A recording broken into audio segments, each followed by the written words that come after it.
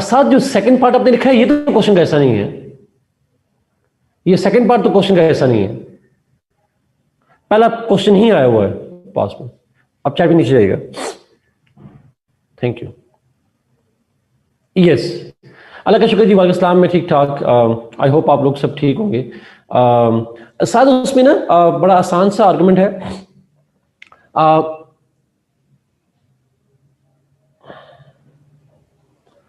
साथ लेकिन second part question का नहीं है मेरे ख्याल में। जहां पे आप देखें ना बट अरिस्टोटल वाज, वो स्टेटमेंट क्वेश्चन का पार्ट नहीं था मेरा ख्याल है, वो किसी ने ऐड किया हुआ है। प्लीज कंफर्म कीजिएगा। Exactly, okay great. क्योंकि वो बनता नहीं है, दोनों का रिलेशन बनता नहीं है, वो एंटायरली दो डिफरेंट चीजें।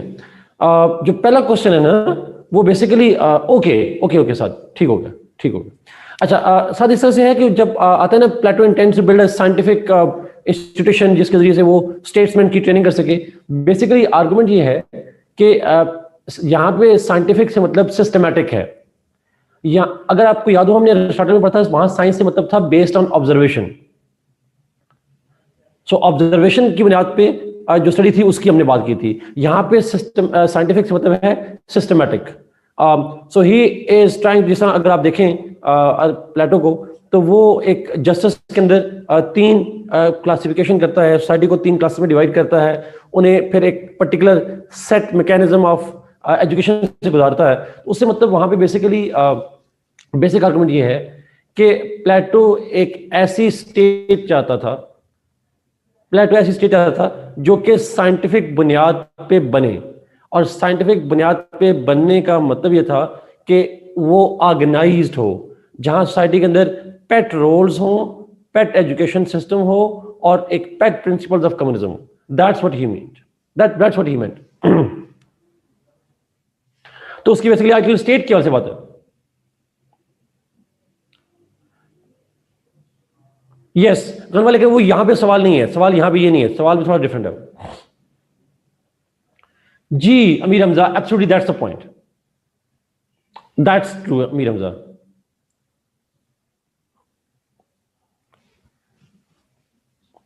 कैटेगरिकल मतलब एक फिक्स पैटर्न्स के हवाले से जो डिस्ट्रीब्यूशन है, दैट्स ट्रू।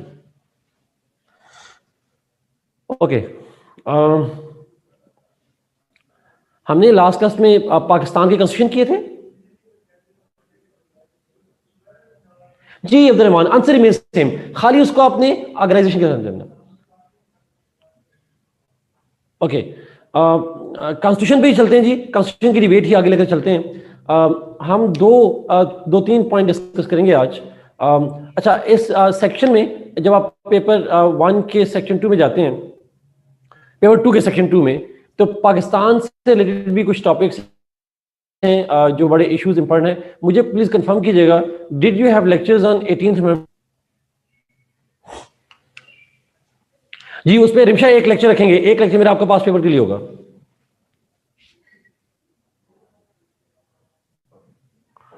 सायरा ने नहीं किया, आरिफ ने नहीं किया, नहीं ज़रा, it will not be last us.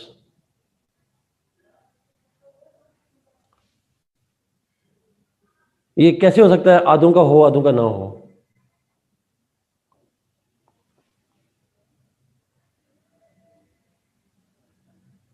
O different batches, अच्छा मिक्स क्लास। अच्छा, मुझे बताएं जी, आप में से कौन कौन सी क्लास है? ये जो अमीर हमजा, आप लोगों की कौन सी लेक्चर था?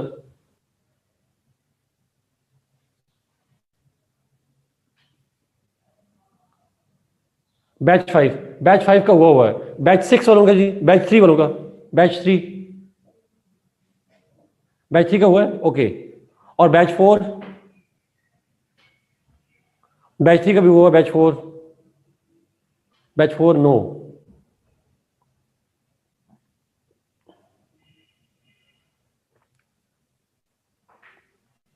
ओके ग्रेट ग्रेट, कोई बात नहीं, इसको हम करेंगे।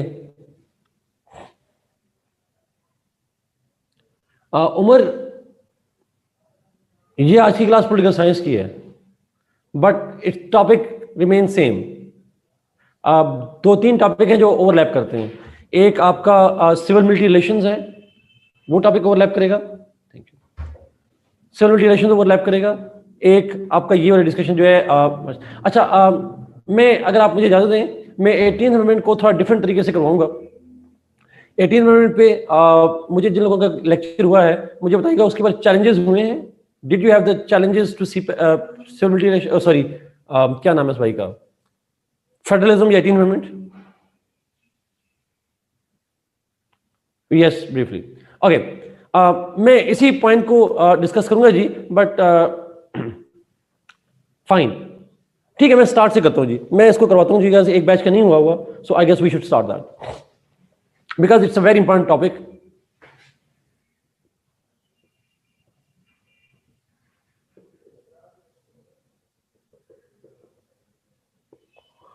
फेडरलिज्म इन पाकिस्तान जी Amir, I think so it's important. अच्छा हम इसको ना थोड़ा सा डिफरेंट तरीके से डिस्कस करते हैं पॉलिटिकल साइंस में। कैसे? दो तरह से सवाल आ सकता है इसके ऊपर। There can be two ways in which the question can come. एक क्वेश्चन थोड़ा जनरल सेंस में आ सकता है जिसके अंदर बात होगी फेडरलिज्म इन पाकिस्तान, या लफ्ज यूज होगा centre provincial relations in Pakistan, especially after 18th Amendment. Federalism in Pakistan or central provincial relations in Pakistan, specifically post 18th Amendment. या क्वेश्चन में फेडरलिज्म का लफ्ज ना हो, सेंट्रल प्रोविंशियल का लफ्ज ना हो, क्वेश्चन में डायरेक्ट पूछ ले 18th Amendment and its impacts on federalism in Pakistan. 18th Amendment and its impacts on federalism in Pakistan.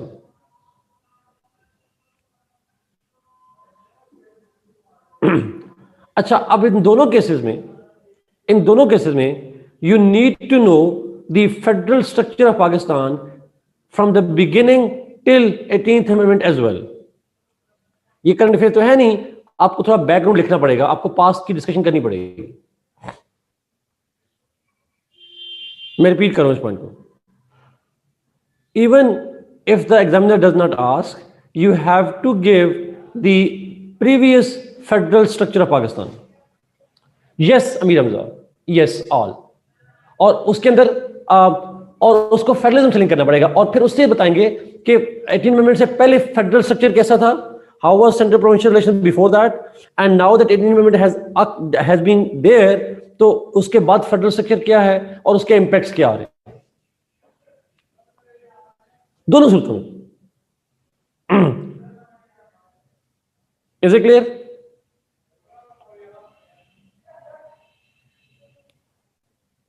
Okay, so what we do is, जब सवाल आता है फेडरलिज्म पे तो आप स्टार्ट करेंगे बाय डिफाइनिंग द फेडरलिज्म। जी असमा, अगर इंपैक्ट पे सवाल आएगा तो इंपैक्ट भी लिखने हैं, ना भी है तो भी लिखने हैं इंपैक्ट। चैलेंजेस भी अगर क्वेश्चन में पूछे तो लिखने हैं, ना पूछे तो भी लिखने हैं आपने। अगर पूछे तो डिटेल से लिखने हैं, ना पूछे तो शॉर्ट ओवरव्यू दे देना है, but you have to write. तो आप स्टार्ट करेंगे जी फेडरलिज्म की डेफिनेशन से। नो आइजा, अगर करंट अफेयर्स में आता है तो आपको पास्ट डेवलपमेंट्स नहीं करनी, that's the difference. When the question comes on in current affairs, आपको कोई बैकग्राउंड नहीं लिखना उसका।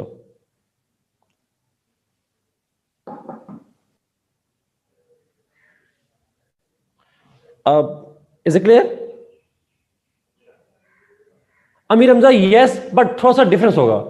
मैं बल्कि आपको अमीर हमजा इस तरह से अगर कहूं, रिकमेंड करूं कि आप पॉलिटिकल साइंस की अप्रोच जाके पाकिस्तान अफेयर्स में अप्लाई करो। मैं भी आपको पढ़ाऊंगा, आप मुझे बताइएगा कि आपने इस एंगल में पढ़ा है, अगर नहीं पढ़ा तो आपने उसको लेकर जाना है वहां पर। ओके, इनफैक्ट आपको मैं ऑनेस्टली बताऊं, आप जो थियोरेटिकल और कंसेप्चुअल डिबेट्स हैं पॉलिटिकल साइंस की, वो करंट अफेयर्स में अप्लाई कर सकते हैं। कंटेंट का मटेरियल डिफरेंट हो सकता है, but methodology, the concepts, the theoretical discussions जो आप पॉलिटिकल साइंस में पढ़ते हैं, you should use it in essay, you should use it in sociology and everywhere. जितने भी सब्जेक्ट आप पढ़ रहे होते हैं, यहां से उठाकर आपने वहां यूज करना। सो हम स्टार्ट करेंगे फेडरलिज्म से। फेडरेशन क्या होती है, फेडरलिज्म क्या होता है? फेडरेशन क्या होती है, हम जानते हैं इस बात को। Federation is simply the, is it a type of state और is it a type of government? State की टाइप है या गवर्नमेंट की टाइप है? State. Okay, great.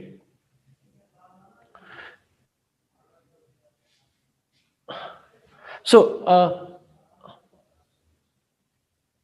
Answer Asman, no no we won't. अच्छा, तो फेडरेशन को आप डिफाइन करेंगे, it's a type of state in which the constitution distributes the powers between the federal government and units. Federal government और units के दरम्यान में power distribution होती है, उसको हम फेडरेशन कहते हैं। नाउ पाकिस्तान की जो फेडरेशन है, पाकिस्तान के अंदर जो फेडरेशन है, उसके हवाले से जब आप स्टार्ट करेंगे तो मेरा आपसे सवाल ये है, जब पाकिस्तान बना था 1947 में, तो हमारे पास जो कॉन्स्टिट्यूशन था दैट वाज 1935 एक्ट। तो मुझे जवाब दीजिएगा, was this constitution provided for a federal Pakistan और अ यूनिटरी पाकिस्तान?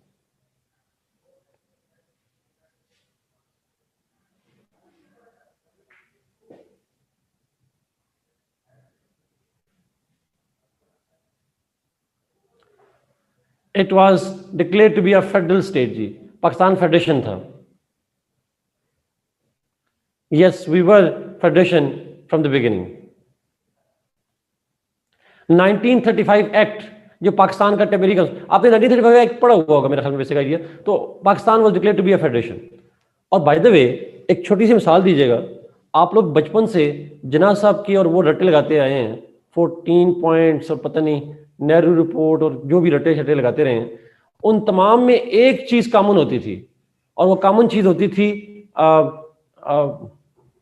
यस इमशा, और वो थी India should be a federation.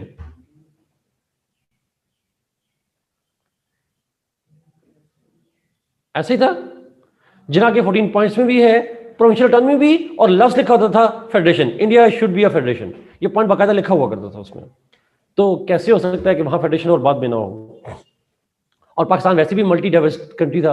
East Pakistan कहाँ पे, बंगाली, पंजाबी, सिंधी, बलोची, जहाँ डाइवर्सिटी होती है वहां फेडरेशन होना जरूरी होता है। सो 1935 एक्ट के तहत पाकिस्तान फेडरेशन था, लेकिन आयरानिकली, मारिया मुझे आइडिया है, इसीलिए मैंने कहा कि रट्टे लगाए थे, क्योंकि आपको ये पढ़ाया नहीं जाता फेडरेशन क्या होती है, बट आपको उसे बताया जाता है कि फेडरेशन होती है। तो that's the dilemma with us. आप बच्चे को यह ना बताएं फेडरेशन क्या होती है और उसे पढ़ा दें, ना उसे आइन का पता होता है, उसे बताया नहीं जाता ये चीजें सारी। एनीवे, नाउ पॉइंट इज कि जो 35 एक्ट है जिसके नतीजे में पाकिस्तान बना था, तो पाकिस्तान 47 में बनने के बाद we were declared to be a federation. मेरा सवाल आपसे यह है, उस फेडरेशन में जब आप डिस्कशन करते हैं तो फेडरेशन में हमारे एक फेडरल गवर्नमेंट थी, और प्रोविंसेस कितने थे 47 में? How many provinces we had? 2 5 2 5 2 5, सारों का रट्टा खराब है। साथ का भी जवाब गलत है, सारों का रट्टा खराब है। 4 थे, 4। यस साजिद, 4 थे। ओके, 4 थे जी, East Pakistan, Punjab, Sindh, NWFP। East Pakistan, Punjab, Sindh, NWFP। Balochistan province कब बना था? 1970 के अंदर। यस 1970, 1970 में बना था। एनीहो, तो 5वां बाद, लेकिन एनीहो वो 5वां से वापस कुछ दिनों के लिए बना था, फिर एक चला ही गया हमसे, तो दोबारा 4 पे हम आ गए। तो एक फेडरल गवर्नमेंट है और 4 प्रोविंसेस हैं पाकिस्तान के अंदर। That was the beginning of the federalism in Pakistan. कर दो शायद मजीद बात नहीं करूंगा ज्यादा, बट जब हमने अपना कॉन्स्टिट्यूशन बनाया, when we developed our own constitution, 1956 constitution, let's see उस 56 कॉन्स्टिट्यूशन में पाकिस्तान का फेडरल स्ट्रक्चर क्या है और उसकी कैरेक्टरिस्टिक्स क्या है। 1956 कॉन्स्टिट्यूशन में जब हम रिपब्लिक बने, हमने पहला कॉन्स्टिट्यूशन बनाया, हमारे पास एक फेडरल गवर्नमेंट है और प्रोविंसेस हैं। How many provinces were there in 1956 constitution? 2, यहां पे 2 हैं, यहां पे 2 आ जाएंगे।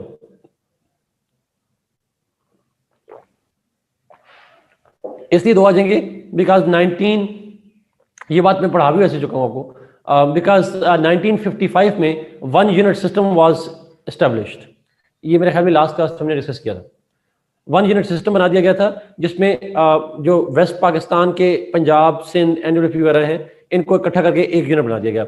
Yes Manoj, East and West Pakistan, ये East Pakistan and West Pakistan, ये 2 प्रोविंसेस बन गए थे। सो पाकिस्तान की 1956 में एक फेडरल गवर्नमेंट है प्लस 2 यूनिट्स। लिस्ट कितनी थी? How many list were there?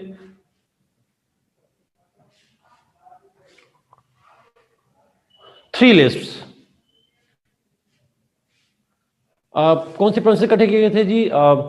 Punjab, Sindh, NWFP और ये टेरिटरीज ऑफ बलूचिस्तान एटसेट्रा।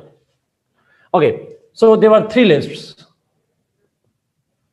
वो नाम आपको पता है, federal list, unit list and concurrent list. ये 3 लिस्ट थी। And who had the residuary powers? 56 constitution में रेजिडुअरी पावर्स किसके पास थी? फेडरल के पास या यूनिट्स के पास?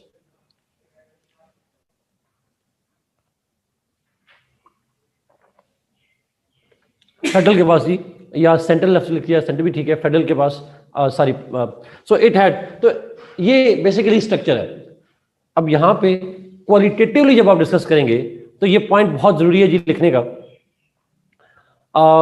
मेरा सवाल ये है कि was there any provincial autonomy in 1956 constitution?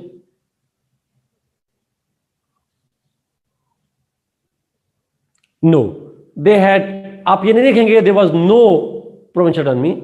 Yes Amir Hamza, हम लिखेंगे limited provincial autonomy was given. Federation होगी, प्रोविंशियल ऑटोनॉमी तो होगी।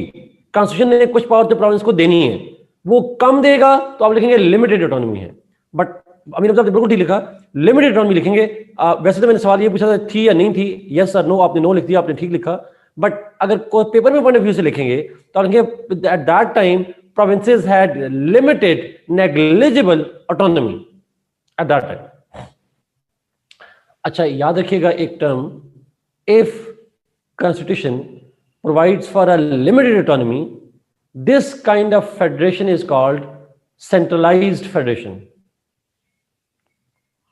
A federation in which most of the powers are with the federal government and very few powers are given to provinces, that federation is called centralized federation.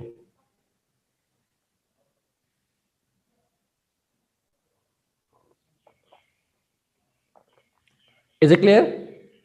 लस याद रहेगा centralized federation का?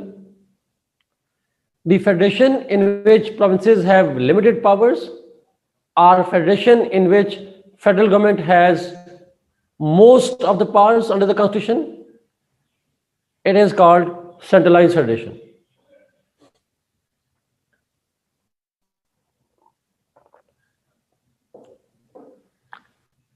एक दूसरी term भी होती है जो आपने मिक्स नहीं करनी, और वो दूसरी टर्म है स्ट्रॉन्ग एंड वीक फेडरेशन। ये सुनी हुई term, strong federation and weak federation?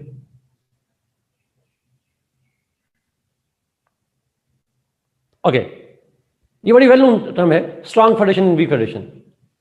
अच्छा, मेरा आपसे सवाल ये है, स्ट्रॉन्ग फेडरेशन क्या होती है? What is strong federation? Gulfam sanitiser देना। Strong federation and full provincial autonomy हो तुम्हारी, वो स्ट्रॉन्ग फेडरेशन होती है। मनूर, इस पे आ रहा हूं, कमिंग टुगेदर फेडरेशन, इसका जिक्र मैंने वैसे किया था लेकिन दोबारा होगा इसके ऊपर। More central powers,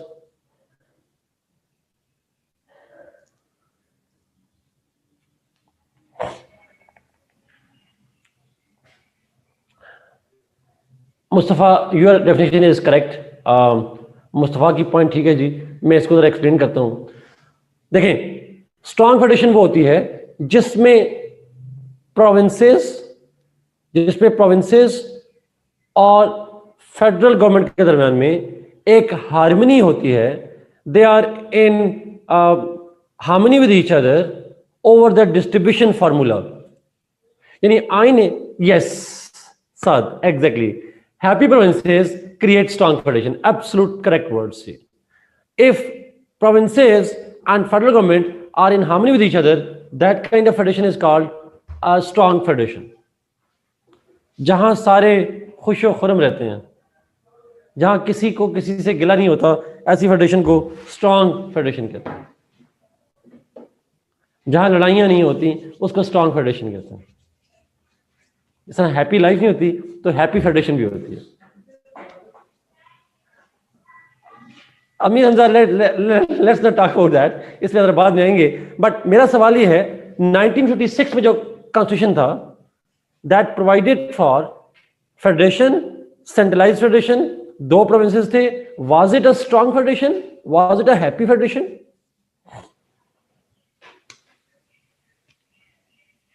it was weak. It was weak federation. अच्छा, क्यों, क्या मसला था? सूबे, कौन सा सूबा खुश नहीं था और क्यों खुश नहीं था?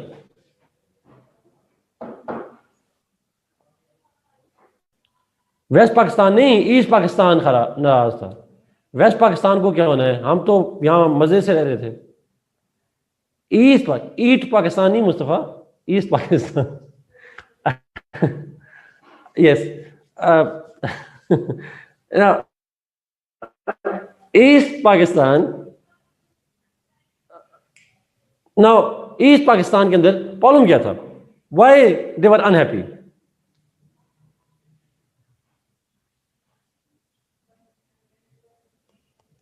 रोटी कपड़ा मकान नहीं था, क्या मसला था? ईस्ट पाकिस्तान को पावर डिस्ट्रीब्यूशन से क्या मसला था? यस, एग्जैक्टली जी. पैरिटी फार्मूला एक बड़ा पॉइंट है जो आपने उठाया, फायदा ने, बाकी लोगों ने भी. पैरिटी फार्मूला एक, और इसको हम कहते हैं पैरिटी, मतलब है उनका रिप्रेजेंटेशन का इशू था, जिसको हम कहते हैं. बिल्कुल ठीक कहा साजिद आपने. दूसरा इशू था लैंग्वेज का इशू था, अनइक्वल डिस्ट्रीब्यूशन रिसोर्सेज का इशू था. खुरम बिल्कुल ठीक कहा. और लैंग्वेज, रिसोर्सेज, रिप्रेजेंटेशन.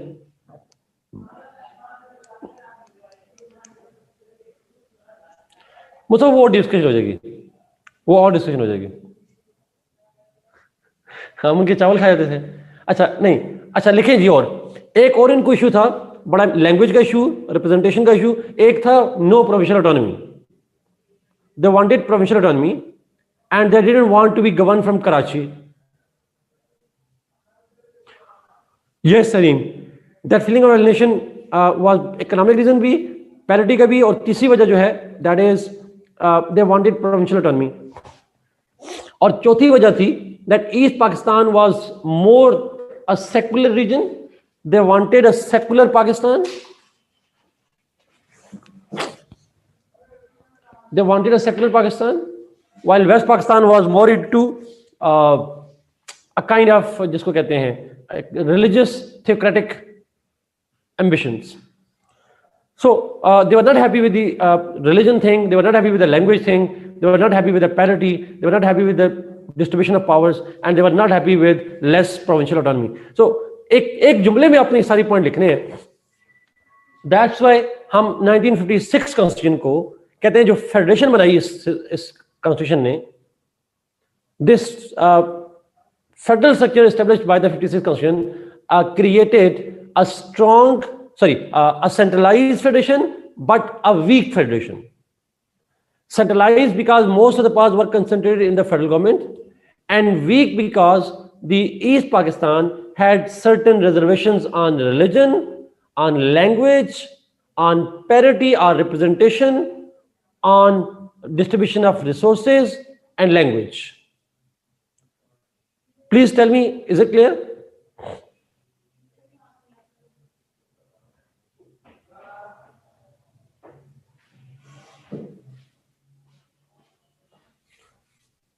आज आप लोग सोए हुए हैं या मैं कुछ अजीब से पढ़ा रहा हूं?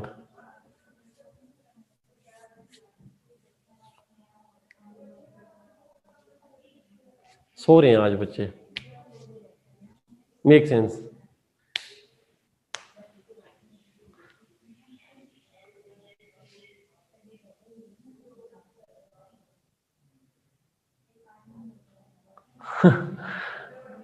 एक क्वेश्चन है जी, प्रोविंशियल ऑटोनॉमी एग्जैक्टली होती क्या है? प्रोविंशियल ऑटोनॉमी का मतलब होता है जहां provinces have maximum powers.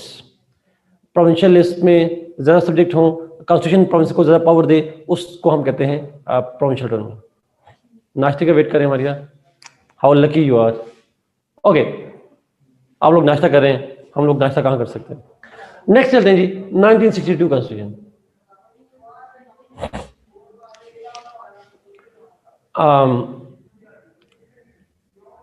1962 constitution की हम डिस्कशन में जब जाते हैं तो Arwa, thank you for asking a very good question जी। ईस्ट को वेस्ट से इशू था या सेंटर से? बोथ। ईस्ट को इशू फेडरल से भी था और वेस्ट से भी था। उसकी वजह यह है, West Pakistan had the rulers, जो फेडरल गवर्नमेंट के, सेंट्रल गवर्नमेंट के जो रूलर्स थे, they were mostly from West Pakistan. छोटे सर क्लास को नाश्ता करने चलते हैं सब। नाश्ते में class, yes Maria, that was the point. सरकार, हम यूनिवर्सिटी में जब पढ़ते थे तो we used to have breakfast classes, we used to have lunch classes, dinner classes भी होती थी हमारी। तो हमने मरी में भी क्लासेस ली हुई हैं, but that used to happen. But ये अनफॉर्चुनेटली एकेडमी की क्लास है, यहाँ डिफरेंट होता है। Okay, let's come back to 1962। जी Manu, exactly, that's true. Now, 1962 constitution में more or less it was same, more or less it was same. अच्छा, 1962 में पाकिस्तान वाज अ फेडरेशन। आसान है इसके अंदर discussion. A federal government plus 2 units. Second, how many list were there 62 में? रट्टा check करता हूं आपका। How many list were there?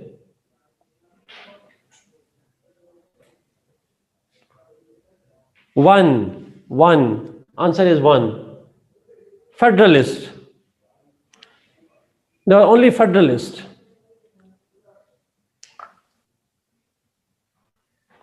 एक ही लिस्ट थी, फेडरलिस्ट थी। अब्दुल खान, अब आप बच्चों मुझे बताएंगे, मोस्टली लोगों को डिफरेंस पता है यूनिक कैमरल में और एक लिस्ट में फर्क होता है? Do you know difference? Unique cameral होता है जिसमें एक ही हाउस होता है। अच्छा, सेकंड जी, एक ही लिस्ट थी, और वो लिस्ट कौन सी थी? What was that list?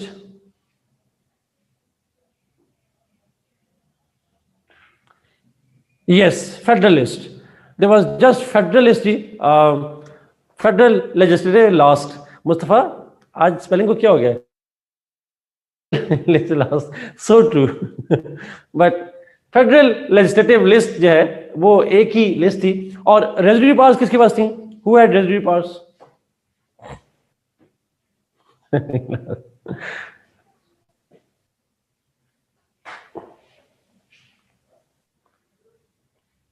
Residuary powers were with the, अभी तक एक फेडरल का है, बाकी सारे प्रोविंसेस के हैं।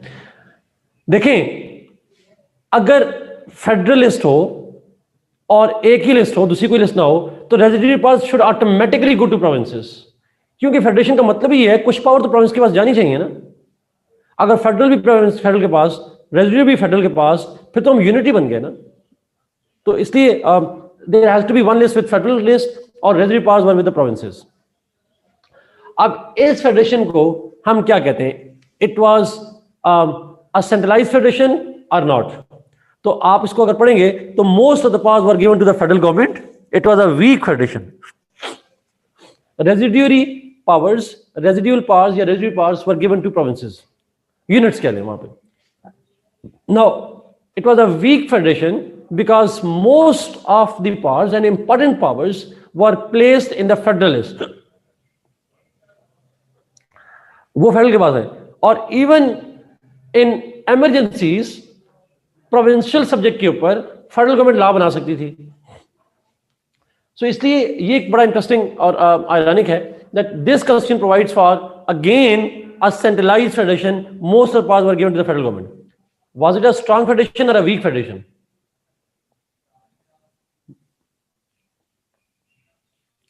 वीक वन, कमजोर थी। रेजिड्यूरी पावर्स में फिर रिपीट करता हूं आशा, रेजिड्यूरी पावर्स होती हैं जो लेफ्ट ओवर पावर्स हैं, वो पावर जो किसी जगह ना लिखी हो। एक ही लिस्ट है तो remaining powers were given to provinces. Maria, that's so true. That's so true. So true. But it's a good sarcasm. Yes, see, it was a weak federation. और वीक फेडरेशन इसलिए बिकॉज अगेन इश्यूज क्या थे, same issues, language का issue, resources का issue, parity का issue, और क्या थे। अच्छा, एक और पॉइंट जो मैं नहीं लिख सका जी, सॉरी, मेरी तरफ से मदद। मुझे बताएं, जो 56 और 62 में है, दोनों में क्योंकि क्वेश्चन उठाया गया था यूनिकैमरल लेजिस्लेचर का, दोनों के अंदर यूनिकैमरल थी, एक ही हाउस था दोनों के अंदर। तो मेरा आपसे सवाल यह है, हमने थियोरेटिकली पढ़ा था फेडरेशन के कितने हाउस होने चाहिए, how many houses should be there in federation? It has to have bicameral. Upper house होता है to protect the provincial autonomy, provinces के इंटरेस्ट को प्रोटेक्ट करने के लिए होता है। अब यहां पे भी यूनिकैमरल है, यहां भी यूनिकैमरल है, विच क्लियरली मींस, जिसका बड़ा क्लियर मतलब ये हुआ कि it was another factor that made it weak federation. मैंने कहा अगर हमारे आइन बनाने वालों ने मजहर हकीक से ही मशवरा कर लिया होता तो शायद वो बाइकैमरल बना लेते। सिंपल पॉलिटिकल साइंस की बेसिक आइडिया है, जहां फेडरेशन होती है वहां दो हाउस होते हैं, बट हमारे जो पढ़े लिखे लीडर थे, मिलिट्री वाले भी और सिविलियन भी, वो कहते कि नहीं, हम एक ही हाउस रखेंगे, and that was another factor that weekend Pakistani federation. तो जब आप 56 में भी वीक होंगे, जब आप 62 में भी वीक होंगे, तो फिर 1971 होता है, then 1971 happens. So East Pakistan, when it was continuously ignored, when weak federation was continued to be weak, that becomes the chief reason why East Pakistan was lost from Pakistan. अगर कभी question east Pakistan crisis पे आ जाए तो उसके अंदर बाकी कहानियां typical हैं, ज्योग्राफी का मसला, पता नहीं पॉलिटिकल एक्सप्लॉयटेशन, इकोनॉमिक एक्सप्लॉयटेशन, लेकिन पॉलिटिकल साइंस वाला बंदा उसको कहेगा because we were continuously moving towards the weaker federation. We ignored the importance and the process of making federations strong, and only strong federations live happily together. अगर strong federation नहीं होगी, happy provinces नहीं होंगे जो ऊपर लिखा साथ ने, तो फिर divorce हो जाती है, and that's what happens over here. They were divorced. East Pakistan got separated from us, and that was very unhappy, and that was very unfortunate way of separating from West Pakistan. So ये एक बड़ी वजह बनी है 71 के अंदर. When we lost 71 Pakistan, when we lost Pakistan, East Pakistan in 71 war, then we realized and we brought some changes in 73 constitution. 73 constitution जब आया उसके अंदर थोड़ी चेंजेस आई. अच्छा, मैं 73 constitution को जब पढ़ाऊंगा तो 73 constitution से 18th amendment तक, 1973 से लेकर 2010 तक का फेडरल का एवोल्यूशन भी बताऊंगा.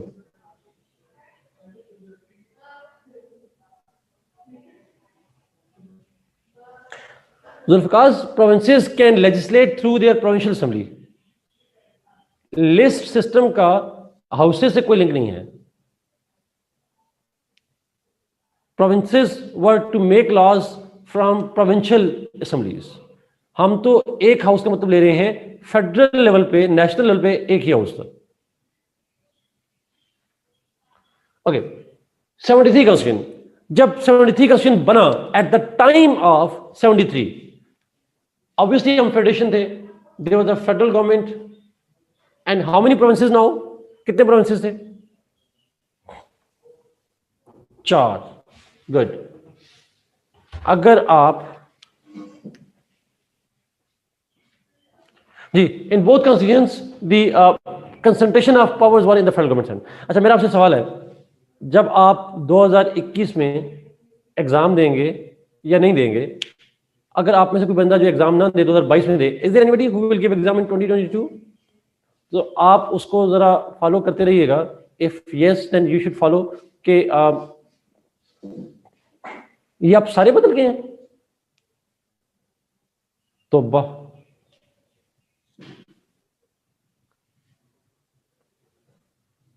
अच्छा, एनीहाउ, नाउ जो 2022 में जब देंगे तो पॉसिबिलिटी ये है कि आप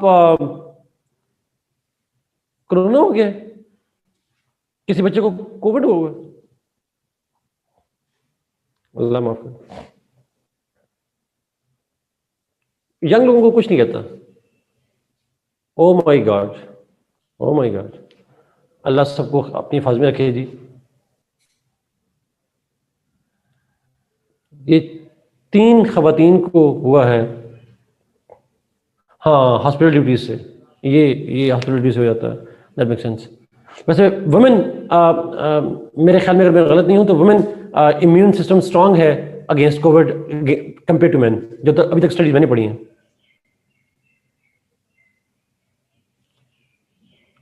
जी, बल्कि अब यही है, 2 हैं, सायरा हैं जिस तरह बता रही हैं कोविड ड्यूटीज़ की वजह से, और अरबा भी हैं। अल्लाह आप सबको सेहत दे जी। But make sense, that's true. Doctors almost सबको हो गया हुआ। No doubt Amir Hamza, no doubt doctors around the world, they are seriously, we can't even think about that. मैंने अल्ट्रासाउंड डर के मारे नहीं करवा रहा अपना, मैं हॉस्पिटल जाने के लिए कि यार जो होगा बाद में देखेंगे, हॉस्पिटल नहीं जा सकते। But you got tested for Covid twice. Manu, was it continued या अच्छा, both times negative, both time, फिर ठीक है।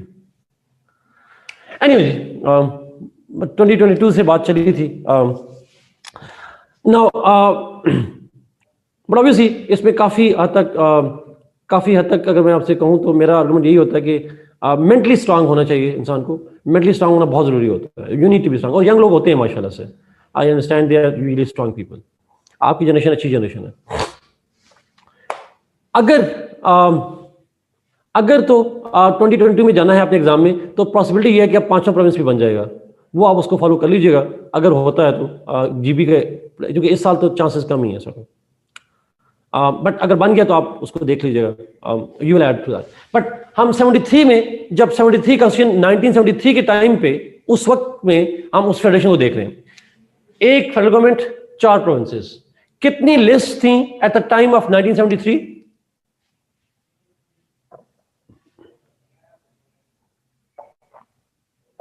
Eight that time 3। उस वक्त 3 थी, federal list, provincial list, concurrent list, and residuary powers were given to provinces. Residuary powers provinces को दी गई यहाँ पे जी, exactly true. So 3 लिस्ट थी जी, और residuary powers were given to provinces. Now it was still a centralized federation, एक still centralized federation है, but and they have less provincial autonomy, but it was not as centralized as 52 and 56 and 62 were. उतनी centralise नहीं थी, but थी centralised. इसमें एक additional point ये था कि बाइकैमरल लेजिस्लेचर बना दी गई। बाइकैमरल का मतलब था अपर हाउस वाज एस्टैब्लिश्ड, और अगर बाइकैमरल होगी तो is it a step towards a strong federation और is it a step towards weak federation?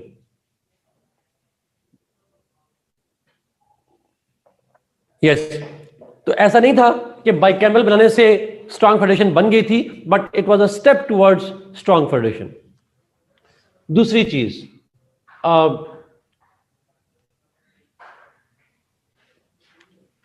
It was relatively decentralized federation, but it was also relatively stronger federation, एक because of bicameral और एक because of CCI। CCI के बारे में जानते हैं आप लोग? Council of common interest, article 153 है Mustafa, I didn't know that, but council of common interest, yes. Council of common interest का बेसिक फंक्शन होता है, basic function of council of common interest is the coordination और conflict resolution within the federation of Pakistan. अगर province को दूसरे province से मसला हो, प्रोविंस को फेडरल गवर्नमेंट से मसला हो, फेडरल गवर्नमेंट को प्रोविंस से मसला हो, इसको हम कहते हैं वर्टिकल और horizontal. Vertical means between the federal government and provinces, and horizontal means among provinces. अगर कोई conflict या dispute होगा, then CCI is the forum where they could discuss, deliberate and resolve it. तो इंटर प्रोविंशियल या federal issues को resolve करने के लिए एक फोरम बना दिया गया आइन के तहत सीसीआई का, and that was another important thing that was developed. तो एक फोरम बना दिया जहां डिस्प्यूट रिजॉल्व हो सकते हैं, और साथ बाइकैमर बना दी ताकि प्रोविंशियल इंटरेस्ट को प्रोटेक्ट किया जाए। सो हम कहते हैं ये सारे स्टेप जो थे that made Pakistan relatively stronger federation. It was still a weak federation, there were still a lot of issues, खासकर इकोनॉमिक के ऊपर बड़े इश्यूज थे, प्रोविंशियल ऑटोनॉमी पे बड़े इश्यूज थे, लेकिन still it was better than the 56 and 62।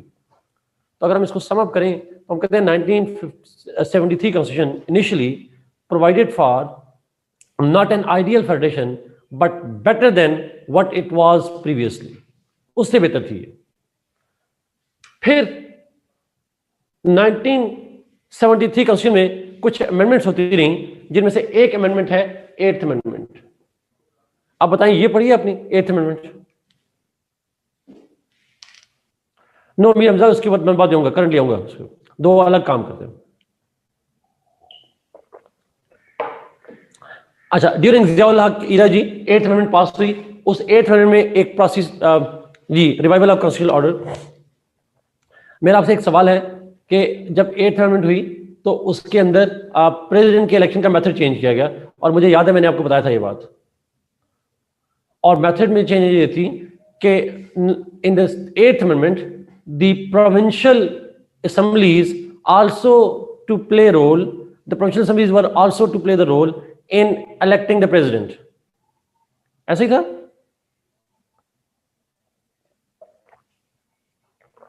Yes, Amir Hamza, exactly. So when provinces were included in the electoral college of the president, will it increase the strength of federation or it will weaken it? Weaken it?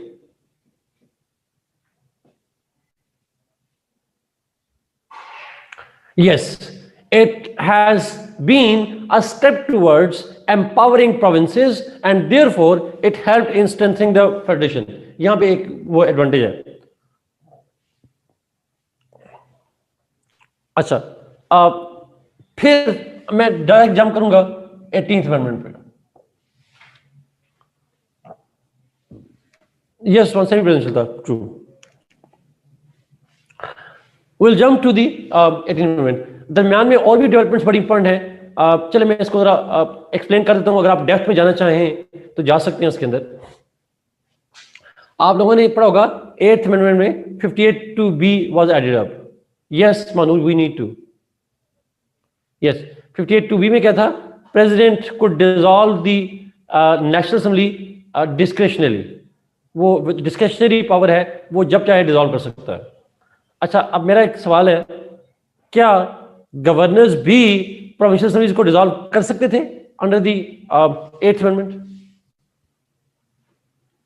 Yes, जिस तरह president के पास इख्तियार है national assembly को dissolve करने का, उसी तरीके से गवर्नर के पास इख्तियार है कि वो प्रोविंशियल असेंबली को डिसॉल्व कर सकता है।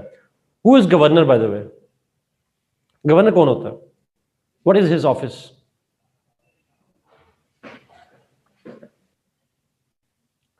He is not head of the province. Head of the state तो बिल्कुल भी नहीं, head of province नहीं होता। जी Arif, absolutely, absolutely. Yes, sir. Officially, as per the Constitution of Pakistan, the governor is the representative of federal government. वो किसी head of the state का अकेला नहीं साथ। He is the representative of the federal government in the province. अब वो federation का नुमाइंदा होता है। इसका मतलब है अगर गवर्नर प्रोविंशियल असेंबली को डिसॉल्व कर रहा है तो इसका मतलब है फेडरल गवर्नमेंट प्रोविंशियल असेंबली को डिसॉल्व कर रही है। यही मतलब है इसका। बिकॉज फेडरल का नुमाइंदा है, वो प्रोविंशियल असेंबली को डिसॉल्व कर रहा है, तो फेडरल गवर्नमेंट अपने नुमाइंदे के थ्रू प्रोविंशियल असेंबली को डिसॉल्व करवा रही है। Is it a step towards strong federation और अ वीक फेडरेशन?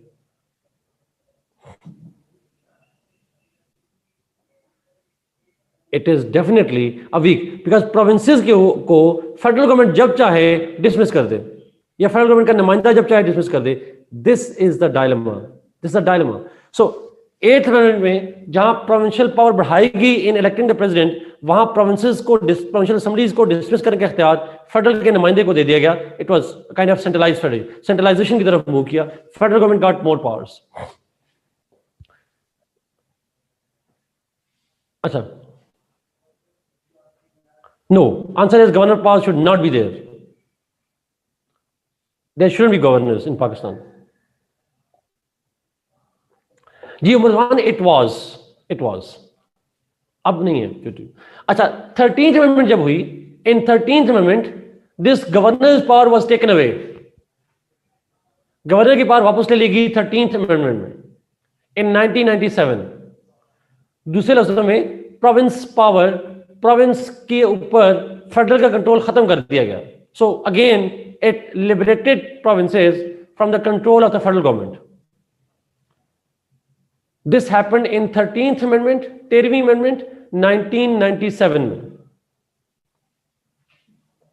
फिर दोबारा आई 17th amendment.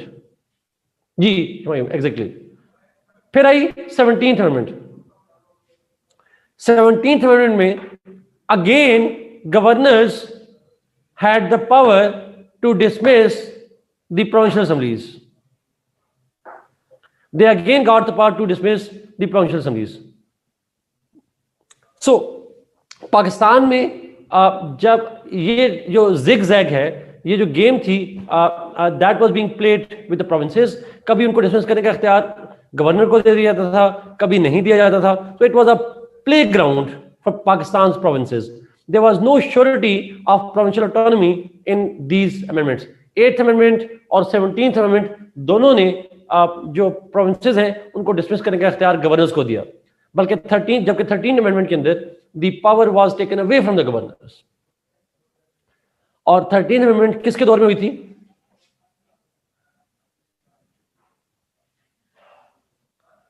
Thirteenth amendment Nawaz Sharif साहब के जमाने में. और प्रोविंशियल ऑटोनॉमी किसके दौर में छीनी गई? 8th अमेंडमेंट और 17th amendment, Musharraf and Zia. और फिर हमें कहते हैं मिलिट्री रूल को क्यों बुरा समझते हैं आप? People ask us why do not accept it. We do not accept it because they have led to usurping the powers of the provinces. And it was civilians who restored the provincial autonomy. If Nawaz Sharif has some respect in Balochistan and not the military, उसकी बुनियादी वजह जो है वो यही है because they have given them the powers. They had ensured provincial autonomies. Ji exactly मेरा same for, it's about all civilians except this civilian. इस civilian को निकाल दें, बाकियों की बात करें. No guarantees at all. Ji Mir Hamza, dictators come to remove corruption of others, not theirs. अपने पापा जॉन्स खुलते हैं, दूसरों की करप्शन खत्म होती है. That's true. Okay, let's move ji 18th amendment पे चलते हैं जरा.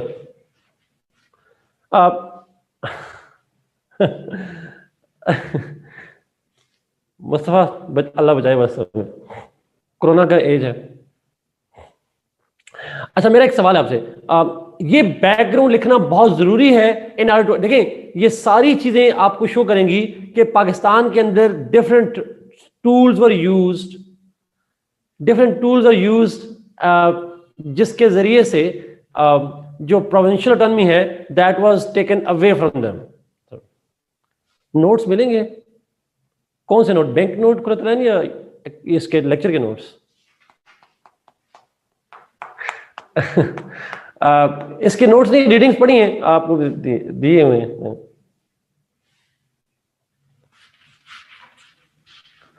लेकिन इस तरह से समरी की फॉर्म में नहीं मिलेंगे आपको, वो है नहीं. Okay, let's go to 18th amendment.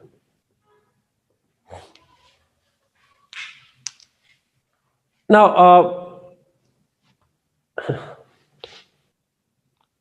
Iqbal की रीडिंग नहीं मिली तायरा?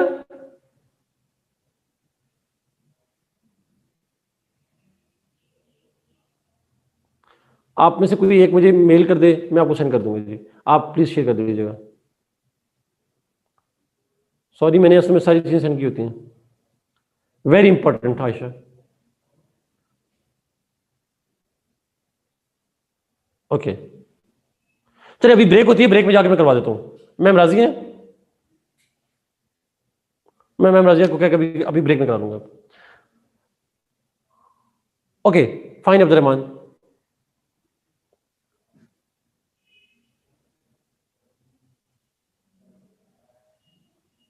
ओके जी, एम्पायर मेमोरी कौन सी है शमायूम?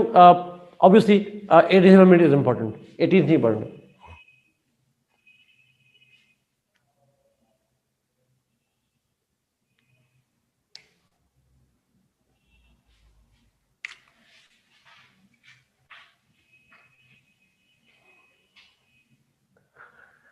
उमर यहां फेडरेशन नहीं है, यूनिटी सिस्टम है। Okay let's go to 18th amendment।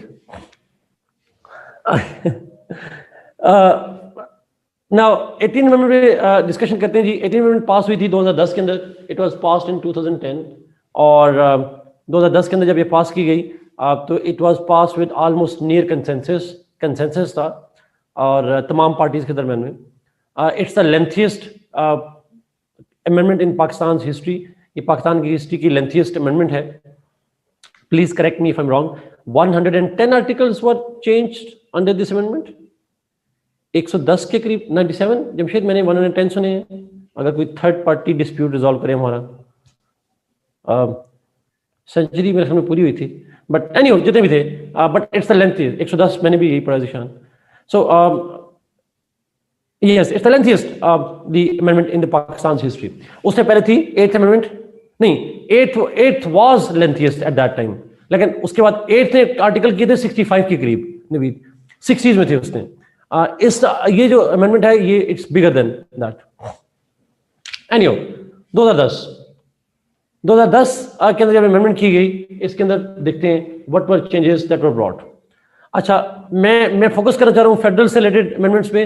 मैं पहले फेडरल वाली करवाऊंगा, बाकी अमेंडमेंट्स जो है वो कराऊंगा। तायरा 110 आर्टिकल्स कॉन्स्टिट्यूशन के अमेंड किए गए, चेंज किए गए। अच्छा, पहली फेडरेशन से रिलेटेड हम अमेंडमेंट्स की बात करेंगे। 1, the concurrent list was abolished. Main point, concurrent list was abolished. Concurrent list abolish करने का मतलब ये है दैट जो कंकरेंट लिस्ट के अंदर सब्जेक्ट लिखे थे they were transferred to provinces. List का कंकरेंट लिस्ट का कॉन्सेप्ट ही खत्म कर दिया गया, and now we were left with only 2 lists, the federal list and the provincial list. Federal list and the provincial list, only 2 lists were left, while the concurrent list was abolished।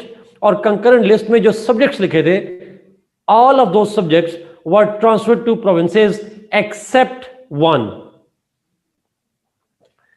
एक subject ऐसा था जो province को नहीं दिया गया।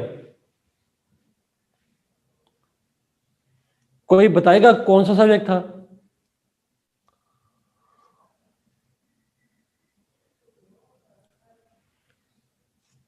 हमेरा, आप doctor हैं, वो फेडरल गवर्नमेंट के पास, हेल्थ अभी प्रोविंसेस के पास है। मुस्तफा, एजुकेशन फेडरल के पास है। शफकत महमूद साहब ने इतनी नेकियां नहीं की हुई। नेचुरल रिसोर्सेज, फॉरेन पॉलिसी तो ऑलरेडी फेडरल के पास था, वो तो कंकरेंट लिस्ट में था ही नहीं। स्पोर्ट्स भी नहीं है अमीर हमजा। चले हिंट देता हूं उसके हिंट देता हूं। फॉरेन पॉलिसी बारिया ऑलरेडी फेडरल के पास है। कैसे हो सकता है फॉरेन पॉलिसी आप कंकरेंट लिस्ट में डालें? पॉसिबल ही नहीं। और डिफेंस भी पॉसिबल नहीं है, प्रोविंसेस को नहीं दे सकते आप। एनीवे हिंट देता हूं, मैं हिंट सुने। उसके मिनिस्टर हैं वो फैसल वाउडा साहब।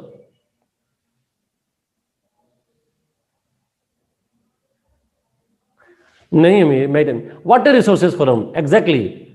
Water and power and water नहीं है जिशान, वाटर रिसोर्सेज की मिनिस्ट्री है। वाटर रिसोर्सेज मेरे ख्याल में, अगर मैं गलत नहीं हूं, वाटर रिसोर्सेज का लफ्ज है उसमें।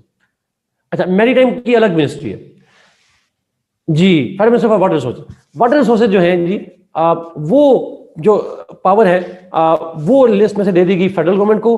बाकी जो सारे थे they were given to provinces. Is it clear? अच्छा, अब जब आपने कंकरेंट लिस्ट प्रोविंसेस को दे दी तो उससे प्रोविंशियल पावर बढ़ी है या कम हुई है? Only water resources, yes Usman, उससे प्रोविंशियल पावर्स बढ़ी है कि नहीं बढ़ी? सिग्निफिकेंटली इंक्रीज हुई। अच्छा, कौन सी पावर्स ट्रांसफर हुई प्रोविंसेस को? What particular powers were transferred from concurrent list to provinces? कुछ इंपॉर्टेंट के नाम बताएं। हेल्थ है, एजुकेशन है,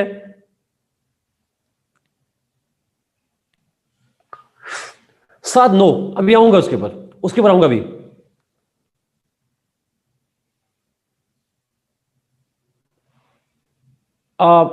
फाइनेंस है, एनवायरमेंट है, फूड है, लोकल गवर्नमेंट है, लॉ एंड ऑर्डर है, एग्रीकल्चर है, एटसेट्रा एटसेट्रा, लेबर है too. So there are lots of health, education, agriculture, law and order, local government, ये सबसे इंपॉर्टेंट है।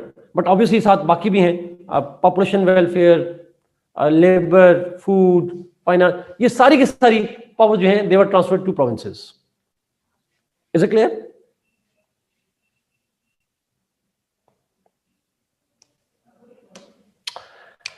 Second, the Federalist was subdivided into two lists. Federalist 1, Federalist 2. Why do these departments also exist in federal government? Because federal government का अपना matter भी तो है ना, financial matter. Federal government की फॉर एग्जाम्पल फेडरल टेरिटरीज हैं, अगर आप जानते हो Mir Hamza, there lots of federal territories that they have to manage. Federal education institutions हैं, फेडरल हेल्थ डिपार्टमेंट्स हैं, तो उनके लिए वो इस्तेमाल होता है। स्कोप लिमिट कर दिया गया, मिनिस्ट्री जरूर है बट स्कोप लिमिट कर दिया गया, प्रोविंसेस में वो मैनेज नहीं करते। Federalist 1, federalist 2। फेडरलिस्ट 1 जैसा वो साथ में लिखा हुआ है, federalist 1 is the list on which federal government have exclusive power to legislate. It's a list on which federal government has exclusive powers, have discretionary powers to legislate. यानी federal government बगैर किसी से मशवरा किए जो चाहेगी लॉ बना सकती है। That's in the Federalist 1. Federalist 2 में the federal government can legislate. In Federalist 2, the federal government can legislate, but only after the approval from the CCI.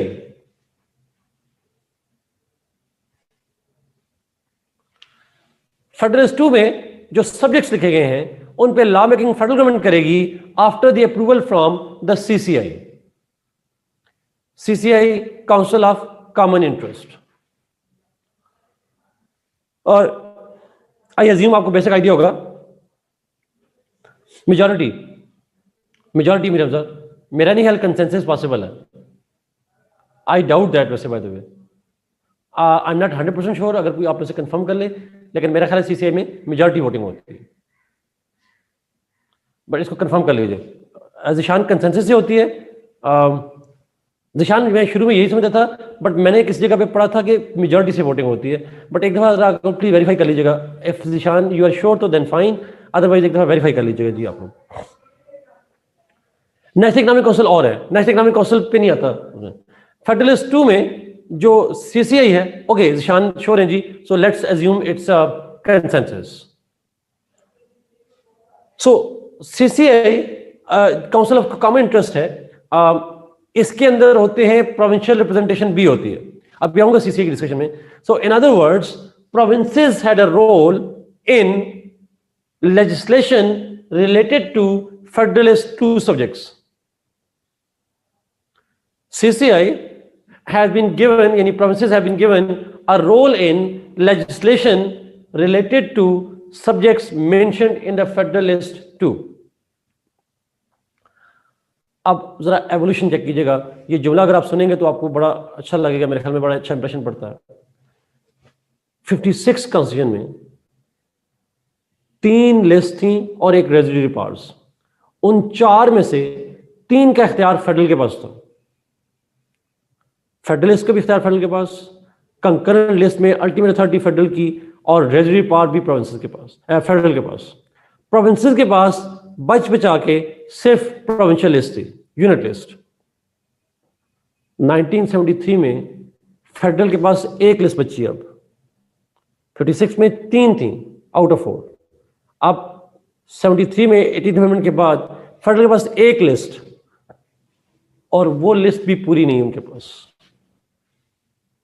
So we have moved from highly centralised federation to highly decentralized federation. But this did not happen overnight. This happened slowly, gradually. ये point समझ आया जी? 56 में provinces के पास सिर्फ unit list थी। Now federal government के पास एक ही list है, वो भी पूरी लिस्ट नहीं है। That is the movement we have moved from highly centralized to highly decentralized federation. ये एवोल्यूशन बड़ा इंपॉर्टेंट है। Anyhow, so this is Federalist 2, CCI की बात हम कर रहे थे, CCI and all that. Let's go to the third point, CCI.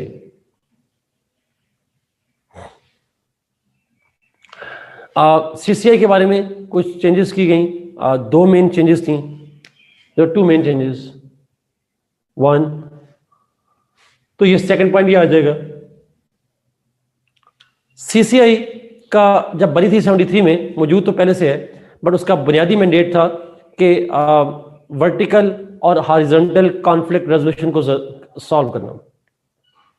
It's basic function was to have conflict resolution vertically and horizontally. Vertical से मतलब है between federal government and provinces, horizontally means province to province. Punjab Sindh का मसला हो horizontal कहला जाएगा, लेकिन अगर सिंध का फेडरल गवर्नमेंट से मसला हो तो वर्टिकल कहलाएगा। तो वर्टिकल और हॉरिजॉन्टल कॉन्फ्लिक्ट रिजॉल्व करने के लिए सीसीआई बनी थी। अच्छा, आपसे एक सवाल है छोटा सा, मैं जगाने के लिए सवाल पूछ रहा हूं, खासकर लॉ वालों से। पाकिस्तान में कॉन्स्टिट्यूशनल एक और इदारा भी है जिसका काम है फेडरेशन में, यानी वर्टिकल और हॉरिजॉन्टल कॉन्फ्लिक्ट रेजोल्यूशन करना। सीसीआई के अलावा भी एक इदारा है नेशनल लेवल पे। मुस्तफा एब्सोल्युटली राइट जी, सुप्रीम कोर्ट से जुडिशरी नहीं कहेंगे Abdurrahman, supreme court of Pakistan. Very good. फर्क क्या है सीसीआई में और सुप्रीम कोर्ट में? दो फर्क हैं। एक, supreme court can resolve disputes on the basis of interpretation of the constitution, while the CCI resolved political issues. Amir Hamza, court में कौन सी फौज बैठी होती है? वो भी तो सिविलियन ही होते हैं। It's not for civilians. No no Umar, horizontal is between provinces, एक प्रोविंस का दूसरे प्रोविंस से। अच्छा, सीसीआई जो है वो पॉलिटिकल नेचर के कॉन्फ्लिक्ट को रिजॉल्व करती है, पॉलिटिकल एडमिनिस्ट्रेटिव, लेकिन जो सुप्रीम कोर्ट है वो कॉन्स्टिट्यूशनल इश्यूज को रिजॉल्व करती है। दूसरा फर्क, the supreme court gives verdicts and decisions, while CCI is a resolution through consultation. CCI is resolution through consultation, while Supreme Court is through decision.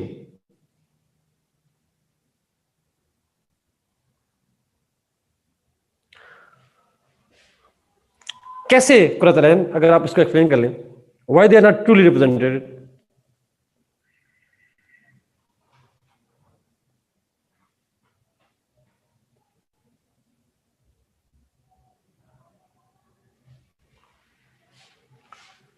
Doesn't CM represent the provinces?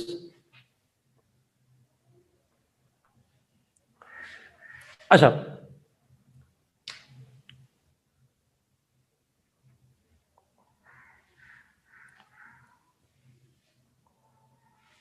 Yes Mustafa, Zeeshan ने ऊपर comment किया, उन्होंने कहा जी consensus होता है, consultation मैंने कहा था, प्रोविंसेस आपस में कंसल्टेशन करते हैं, फेडरल गवर्नमेंट के साथ कंसल्टेशन करते हैं और रिजॉल्व करते हैं सॉर्ट ऑफ। सो आप कह सकते हैं डायलॉग का फॉरम है, सुप्रीम कोर्ट डायलॉग का फॉरम नहीं है। Balochistan is suffering, that's true, but उसमें सीसीआई के अंदर बहरहाल समहाउ हर प्रोविंस का सीएम ही आता है सॉर्ट ऑफ। एनीहो, तो एक तो सीसीआई का रोल बना जी कि उसका ओरिजिनल रोल था vertical horizontal conflict resolution, but now it also got a legal role because federalist 2 पे जब लेजिस्लेशन होगी तो सीसीआई जो है वो उसकी अप्रूवल मस्ट है। दूसरा, CCI's meetings were also made more frequent. Previously, before 18th Amendment, CCI was to meet at least twice a year. साल में 2 बार मिलना होता था. Now it has to meet within 90 days. Within 90 days, CCI का मिलना जरूरी है. Which means साल में कम से कम कितनी मीटिंग्स होंगी? How many in a year?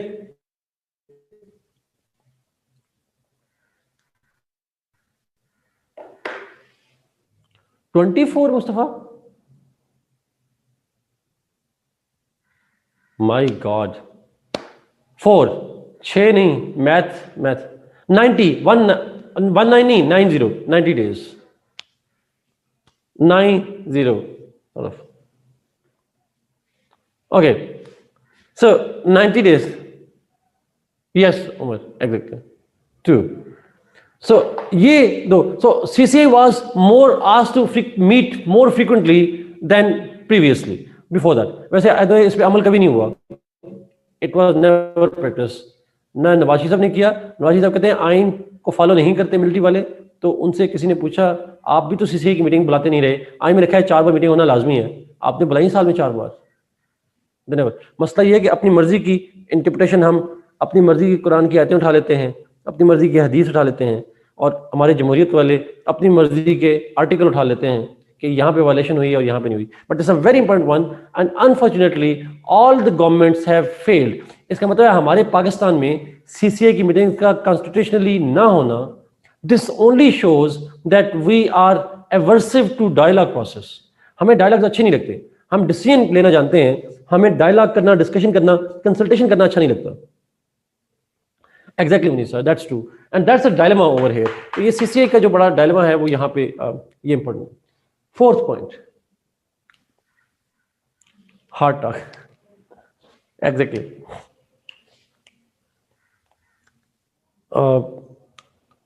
सवाल पूछा गया था उनसे कि नवाशी साहब भी तो जनरल ज़िया-उल हक के साथ करके आए हैं, तो वो कहते हैं एवोल्यूशन था. तो मेडिकल वालों की, बायोलॉजी वालों ने एवोल्यूशन के मीनिंग नया याद रखिएगा प्लीज, ये नया एवोल्यूशन आ जाता है. Okay, 4th point. नाउ बहुत इंपॉर्टेंट है जी, और वो है names and spellings were changed. नाम चेंज किए गए, स्पेलिंग चेंज किए गए. कौन से नाम चेंज किए गए? NWFP का नाम रखा गया केपी, के नहीं लिखना, केपी लिखना है. KP Khyber Pakhtunkhwa, yes KP कहना उसको. अच्छा, और फिर उसके बाद बलूचिस्तान के स्पेलिंग में यू डाला गया. नहीं, यू खत्म करके ओ डाला गया. मारिया ने ठीक लिखा. यू खत्म नहीं किया गया, यू वॉज एबॉलिश्ड. BALU के बजाय BAOLO डाल दिया गया. एग्जैक्टली, BALOCHISTN, ये स्पेलिंग चेंज किए गए. Yes, true.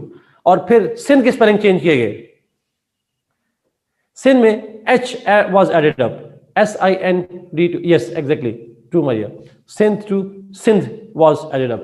तो एक they were small demands but they were important ones.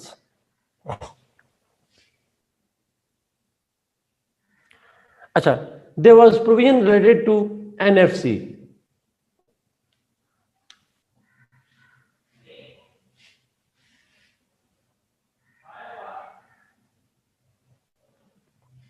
आज आपकी क्लास में सर आ रहा है वैसे जी. अच्छा, नहीं ऐसा नहीं है अमीर हमजा, रिसोर्सेज वाली बात इंपॉर्टेंट नहीं. अच्छा, अब इस पे आने लगा हूं जी. ये क्यों नेम चेंज करने से क्या फर्क पड़ता है? अच्छा, मुझे लगता है कि this relates to your identity. This relates to your identity. मिसाल के तौर पर एक मैं इसको और तरह से लेता हूं अमीर हमजा.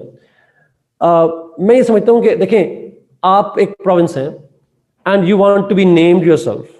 आप चाहते हैं कि आपके नाम की स्पेलिंग या आपका नाम वो हो जो आप चाहते हो. ठीक है? Yes, exactly Hamza. You want to be called what you like to be called. So it's more a matter of identity rather than the O or H or Khyber Pakhtunkhwa and all that. हमारे provinces के नाम इन्होंने रखे ही नहीं, provinces ने ये नाम रखे गए by colonial masters and they were wrongly. तो ये ऐसे ही है जैसे मेरे नाम की स्पेलिंग है अहमद, AHMED. तो मेरा पॉइंट ये है कि मुझे कोई AHMED लिखे, मुझे आपको पता है मैट्रिक से लेकर एमफिल तक मैंने अपनी तमाम डिग्रीज इस बुनियाद पे चेंज करवाई because I wanted my spellings to be AHMED not AD. So it's my likeness for that, and it's an issue of my identity. So I should have the right to change it if I have to. मुझे एक दफा मतलब board वालों ने कहा कि जी आप A से E क्यों करवाना चाह रहे हैं, तो I said it's my name and I would like to be called that way. तो मेरे ख्याल में हर इंसान की अपनी होती है. अब बल्कि मुझे इससे याद आ गया, मैं आपको सवाल दूं, ये जो फेडरलिज्म पे अच्छी रीडिंग अगर आपने पढ़ना चाह रहे हैं, बहुत अच्छी रीडिंग पढ़ना चाह रहे हैं, तो मैं आपको रिकमेंड करूंगा फेडरलिज्म पे, 18th अमेंडमेंट पे नहीं, फेडरलिज्म पे. तो आपको डॉक्टर मोहम्मद वसीम है लम्स के, अगर आप शायद नाम सुनाओ, उनका एक आर्टिकल है फेडरलिज्म इन पाकिस्तान. आप गूगल में जाइएगा, 2011 का आर्टिकल है मेरे ख्याल में, डॉक्टर मोहम्मद वसीम का, federalism in Pakistan. It's a wonderful article. मुझे इसलिए याद आया कि आप उनके स्पेलिंग के अगर आप पढ़िएगा, MOH 2010 में आया था हम ना, थैंक यू फॉर शेयरिंग. वो मोहम्मद वसीम MOH लिखते हैं, उनके नाम के साथ UH लिखे तो वो माइंड करते हैं इस बात को. He was the chairperson in Kazim university IR department, वहाँ पे होते थे, फिर लम्स में आ गए. तो जब उनके साथ कोई क्लर्क स्पेलिंग लिखता था और उनके आर्टिकल उनका नाम MUH लिखता था, he used to mind that, वो वापस कर देते थे. He would never sign that letter having MUH. तो हर बंदे की अपनी चॉइस होती है. So sometimes people are very. Thank you sir for sharing this link जी, बड़ा इंपॉर्टेंट आर्टिकल है, ये जरूर पढ़िएगा. Thank you Nisha again. तो कहना ये चाह रहा हूं कि some people are very important. Yes Suman, exactly that's the point. So I guess ये कोई इम्पैक्टफुल नहीं है, आई एग्री, इसका कोई ऑन ग्राउंड इम्पैक्ट नहीं पड़ता, रिसोर्सेज में इम्पैक्ट नहीं पड़ता, बट आइडेंटिटी पे जरूर पड़ता है. और ये आइडिया दैट आपके पास ये इख्तियार है कि आप अपना नाम अपनी मर्जी से रख सकते हैं और चेंज कर सकते हैं, that very idea, that very thing is important. Yes true, exactly. बहुत से लोगों को होता है, it's self satisfaction, it's like the idea that you are empowered to take decisions about yourself. You can make decisions, you can make choices. So मैं इसको बड़ा significant समझता हूँ, important. और KPK का तो बिल्कुल justified है, because वहाँ की North West Frontier Province is not the name, it's the location. So you have to name yourself, and they have to name on the basis of your identity. और वहाँ Pakhtun majority में है, तो it would make sense. Yes. So it's more like जिस तरह provincial autonomy होती है ना, it's like a provincial autonomy. It's like provincial autonomy. The provinces must be autonomous to at least, वो रिसोर्सेज भी क्या ऑटोनोमस होंगे जो अपना नाम नहीं रख सकते खुद. And that's why it was very important to change their names. 6 point, अच्छा सॉरी 5th पॉइंट, NFC पे जाते हैं. उस्मान, मुझे 2 साल लगे अपने मैट्रिक से लेकर एमफिल तक डॉक्यूमेंट चेंज कराने में. 2 साल लगे मुझे, जस्ट A और E की वजह से.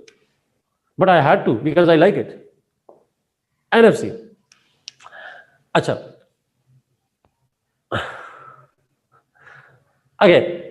अच्छा NFC के बारे में जो इंपॉर्टेंट पॉइंट है जी, जरा गौर से सुनिएगा प्लीज. और पॉइंट ये है कि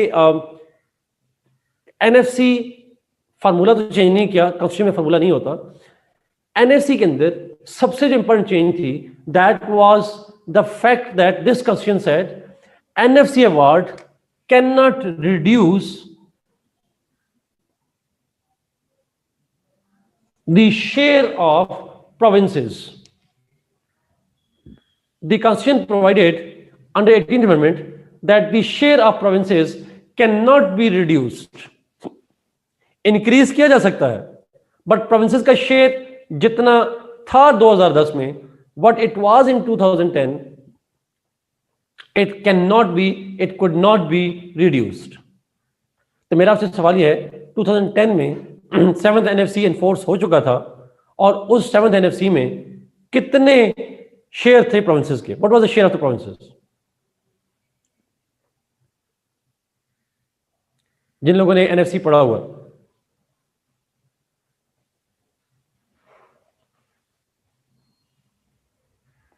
No, not 53%. 56% is close, but not exactly. आपने ये पढ़ा हुआ नहीं? Yes, Saad Rahman, you are right. 57.5%. 57.5%.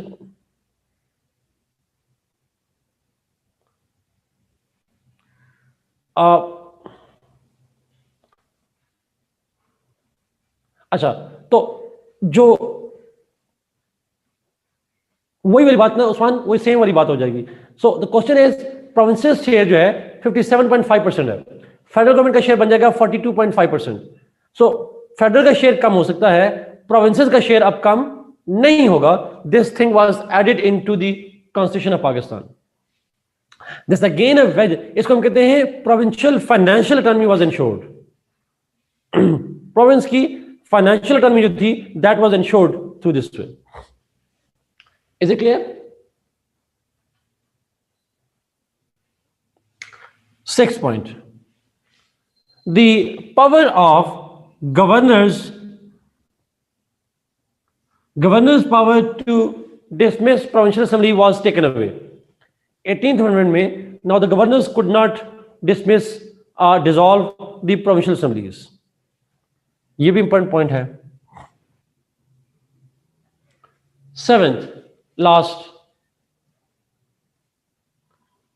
नहीं मैंने प्रेसिडेंट नहीं कहा उस्मान. प्रेसिडेंट का लिंक फेडरलिस्ट से नहीं है ना.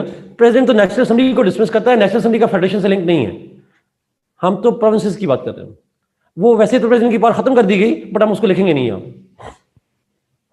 Governors could not dismiss the provincial assembly and this is how provinces were freed from the control by the federal government representatives. No अमी Hamza, formula 7th NFC award वाला है, बट ऑब्वियसली बात है हम उस पर आगे आगे, हमें अब 10th एनएफसी अवार्ड होने जा रहा है.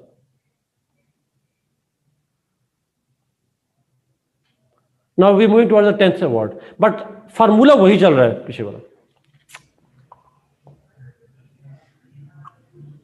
7th and last point, Zeeshan, that power was still there. Governor rule की पावर तो अभी तक मौजूद है.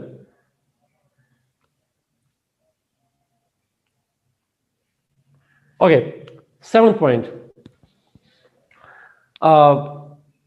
बहुत इंपॉर्टेंट है, अगेन इंपॉर्टेंट डेवलपमेंट है. इस तरह से है कि जो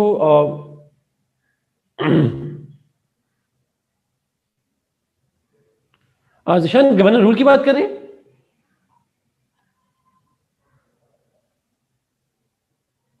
अच्छा जिशान, मेरे ख्याल में मुझे करेक्ट कीजिएगा प्लीज, मेरे ख्याल में लफ्ज गवर्नर रूल नहीं है, मेरे ख्याल में है इमरजेंसी, प्रोविंशियल इमरजेंसी का लफ्ज है, और उसी को हम गवर्नर रूल अपनी जुबान में कह देते हैं मेरे ख्याल में.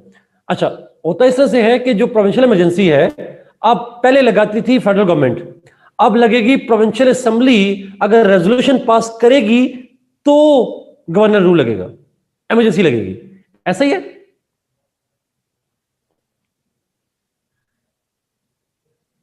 यस, एब्सोल्यूट मेजॉरिटी से. वहां असेंबली जो है वो रेजोल्यूशन पास करेगी तो एक किस्म की प्रोविंसेस को प्रोटेक्ट किया गया from the governors control. That's true. तो खत्म नहीं किया गया, उसके ऊपर कंडीशन लगा दी गई, प्रोविंस डिमांड करेगा तो होगी, अदरवाइज नहीं होगी. Okay, 7th and last point of the federalism in Pakistan, और वो है the role of senate in the appointment of जजेस. क्योंकि सेनेट रिप्रेजेंटेटिव को फेडरल प्रोविंसेस को जाहिर करता है, रिप्रेजेंट करता है, it represents the provinces. So senate's approval was made mandatory in appointment of जजेस. और सेनेट की अप्रूवल की बात करूं, senate's role was made in the appointment of जजेस. सॉरी, सेनेट की अप्रूवल की बात नहीं कर रहा, senate had a role in the appointment of जजेस. Yes Simsha, but they knew that it couldn't happen at that time. अच्छा, अब सेनेट में सेनेट का क्या रोल है? आप लोगों ने मेरे ख्याल में पढ़ा होगा, there is a judicial commission after which matter will go to parliamentary committee, और पार्लियामेंट्री कमेटी में, ओ माय गॉड सायरा, नहीं, जुडिशियल कमीशन और पार्लियामेंट्री कमेटी दोनों का रोल है. ये नहीं था जुडिशियल कमीशन का रोल बाद में आया था. Judicial commission will forward the name to parliamentary committee, parliamentary committee के अंदर 8 मेंबर्स हैं, 4 from senate, 4 from national assembly.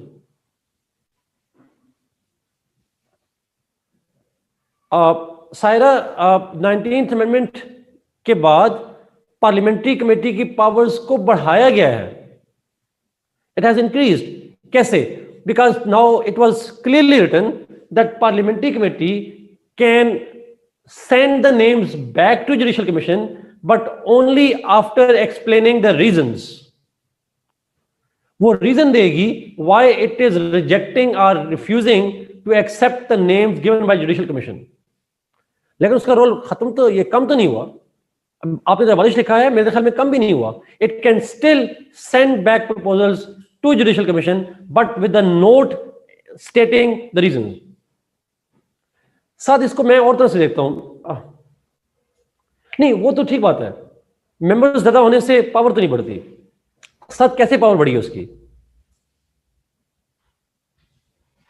How the power has increased? Can parliamentary committee now reject the judicial commission names? मेरा answer है yes they can.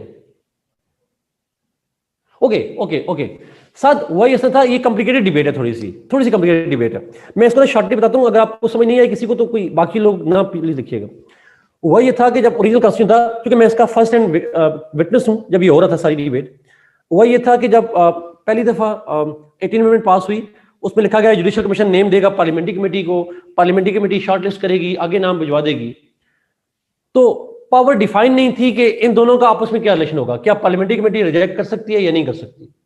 तो साथ वही है कि एक ज़रदारी साहब के दौर में आपको पता है जुडिशरी के साथ अच्छे लिंक्स नहीं थे, तो एक केस हुआ, केस में ये हुआ कि जजेस के नाम रिकमेंड किए जुडिशियल कमीशन ने, इफ्तिखार चौधरी साहब थे, और आगे से पार्लियामेंट्री कमेटी ने नाम वापस भिजवा दिए कि जी these names are not acceptable.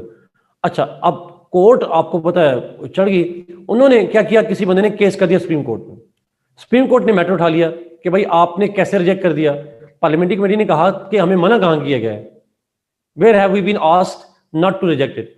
तो फिर सुप्रीम कोर्ट ने डायरेक्शन दी थी कि आप इस कंफ्यूजन को दूर करें और बताएं कि क्या आइन में लिख दें, स्पेसिफाई कर दें कि पार्लियामेंट्री कमेटी क्या जुडिशियल कमीशन की रिकमेंडेशंस को कर सकती है रिजेक्ट या नहीं कर सकती। तो फिर 19th अमेंडमेंट हुई और उसमें उन्होंने कहा जी कर सकती है, लेकिन साथ शर्त ये होगी कि पार्लियामेंट्री कमेटी को साथ रीजन लिखने पड़ेंगे कि आप क्यों रिजेक्ट कर रहे हैं, यू हैव टू। और इससे एक कोर्ट की पावर इसलिए बढ़ी कि वो रीजन मेंटेनेबल है या नहीं है, ये मामला फिर डिस्प्यूट पे जा सकता है और वो कोर्ट के पास जाएगा। तो जुडिशियल कमीशन की पावर इस सेंस में साथ कहते हैं लोग बड़ी है, बिकॉज जुडिशियल कमीशन की रिकमेंडेशंस को पार्लियामेंट्री कमेटी डिस्क्रिशनरी रिजेक्ट नहीं कर सकती, उसे एक्सप्लेनेशन देनी पड़ेगी और रीजन लिखने पड़ेंगे, और रीजन जब लिखेगी तो it would become matter of judicial nature, वो कोर्ट में जाके चैलेंज हो सकती है। लेकिन हम पावर ना बढ़ाने वाला आर्गुमेंट जो इसको मैं मानता हूं वो इसलिए मानता हूं बिकॉज जुडिशियल कमीशन के पास पावर तो पहले से नहीं थी। It did not have the power to override the parliamentary committee. The question was can parliamentary committee override judicial commission, that was the main question actually. But anyway एक debate है थोड़ा। अच्छा, 18th अमेंडमेंट ये सवाल है जी, ये जो process में बताने लगा हूं ये 18th अमेंडमेंट से पहले था ही नहीं। There was no role of parliamentary committee और judicial commission in the appointment of जजेस। 18th अमेंडमेंट के अंदर पहली दफा पार्लियामेंट्री कमेटी बनाई गई जिसके अंदर 4 मेंबर्स सेनेट से होंगे and they had a role to play. और वो रोल क्या होगा? They had a role to play in the appointment of जजेस। फिर आगे आपको पता है पीएम के पास जाता है और पीएम से प्रेसिडेंट के पास। So this is how Senate, and which means provinces, got some role in the appointment of the judges of Supreme Court as well as High Court. एक छोटा सा सवाल है, आखिरी सवाल है, क्या सुप्रीम कोर्ट के चीफ जस्टिस का भी यही फॉर्मूला अप्लाई अपॉइंट करने का?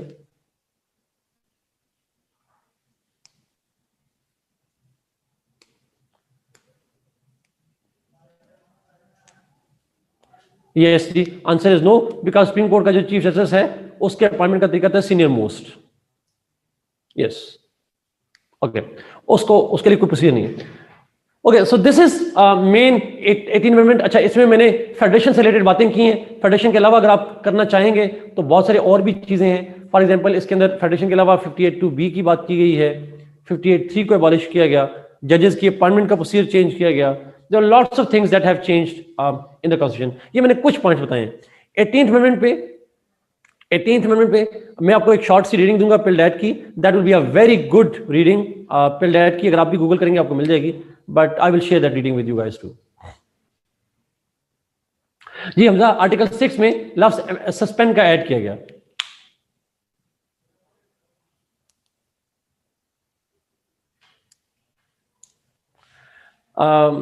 एक कमेंट है जी, लावसा ने कहा है कि after government takes majority in senate they will roll back.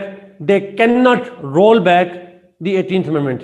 They can not roll back with all their might, with all the vigors. They cannot roll back the 18th amendment. That's I'm sure about, because 2/3 majority नहीं है। सद अगर वो जो royalty and resources है, yes वो point भी आप ऐड कर सकते हैं। That's true. Spelling of the article, वो पिलडेट है रिमशा, वो आपको समझ नहीं आएगी। वो पिलडेट इदारा है, उसका एक आर्टिकल है, मैं आपके साथ शेयर करूंगा। PILDAT मैं आपके साथ शेयर करूंगा अभी।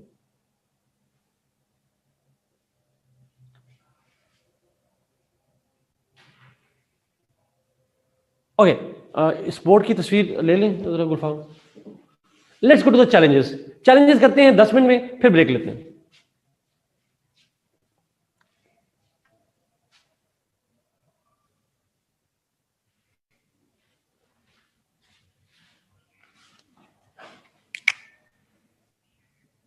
ये जो बात की फेडरल गवर्नमेंट रोल बैक करना चाह रही है, क्यों करना चाह रही है, चैलेंजेस क्या हैं?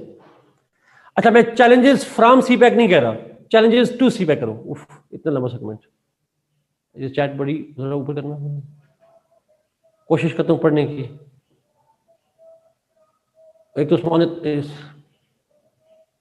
प्राइवेट मैसेज है।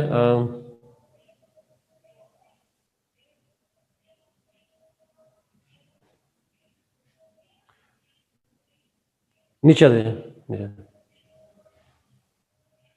थोड़ा सा ऊपर, थोड़ा सा ऊपर, बस ठीक।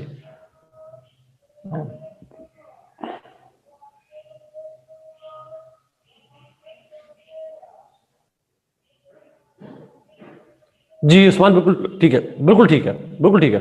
Perfect, perfect. ओके, ठीक हो गया। मैं चैलेंजेस टू सीपैक बोला सारा। Did I say challenges to CPEC? Sorry sorry sorry, नहीं नहीं नहीं नहीं नहीं, बिल्कुल भी नहीं बताना जी। आजा you will follow the same pattern. Sorry जी, सीपैक नहीं, चैलेंज, और सीपैक मैंने पढ़ाया होगा कल तो याद आ गया। Challenges to federalism in Pakistan. नहीं नहीं, इट वाज नॉट सरकेज़म, ये मेमोरी का मसला है। अच्छा मुझे बताएं, अपने पॉलिटिकल साइंस में भी, करंट अफेयर में भी ये डिबेट करेंगे, इसी का डिबेट करेंगे। और आप लिखेंगे कि इस 18 अमेंडमेंट को जब एनालाइज करेंगे कि इस 18 अमेंडमेंट की वजह से प्रोविंशियल जो डिसेंट्रलाइज फेडरेशन बनी है। और अब आपसे सवाल है, after this amendment is it a strong federation और a weak federation?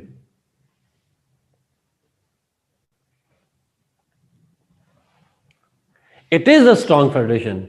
It is a stronger federation. Yes, Mustafa. Than before, obviously. देखिए, अगर मैं आपसे पूछूं वैसे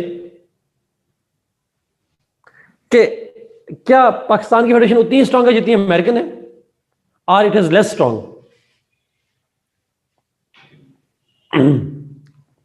The answer is big no. It's much less a strong federation than theirs. True. Anyhow, but just कह रहा हूं sort of can never be जरा, अब ये बात नहीं है, but still challenges to federalism. Yeah, two colors please, because वैसे तो कहते हैं challenges from federalism, challenges from 18th amendment, हम लिखेंगे challenges to federalism.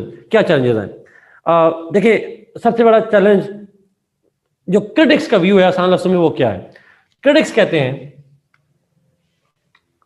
कि 18th amendment has resulted in two major problems. One, a loose federation.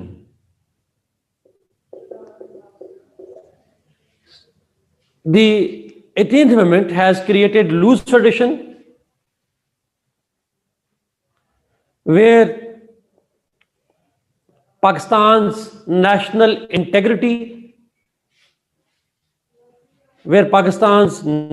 integrity is challenged. अच्छा, light गई है यहाँ पे, तो आपकी मुझे तस्वीर नज़र नहीं आ रही, तो मेरी तस्वीर आपको आ रही होगी, मेरी आवाज़ भी आ रही होगी। तो आप कमेंट लिखेंगे, मुझे नज़र नहीं आएगा, तो मैं स्लोली बोलता जाता हूँ, बाद में जो क्वेश्चन होगा मैं एड्रेस कर लूँगा 1-2 मिनट बाद। लूज फेडरेशन है जहाँ पे national integrity is being challenged and being threatened. कैसे? ऐसे के अब प्रोविंसेस के पास, दूसरे लफ्ज़ों में इसको कहते हैं, provinces got too much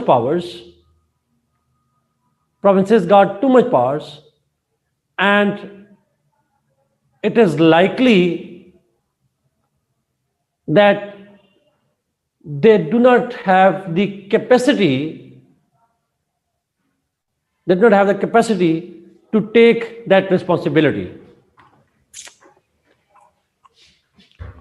उनके पास ये कैपेसिटी नहीं है, उनकी कैपेबिलिटी नहीं है कि वो रिस्पॉन्सिबिलिटी पूरी कर सकें, and it is likely to create the problem of national harmony, and therefore it will create the issues to national security and integrity.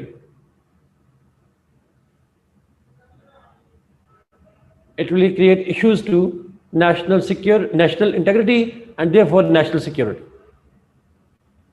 ये एक मेन पॉइंट है जी, जो क्रिटिक्स कहते हैं।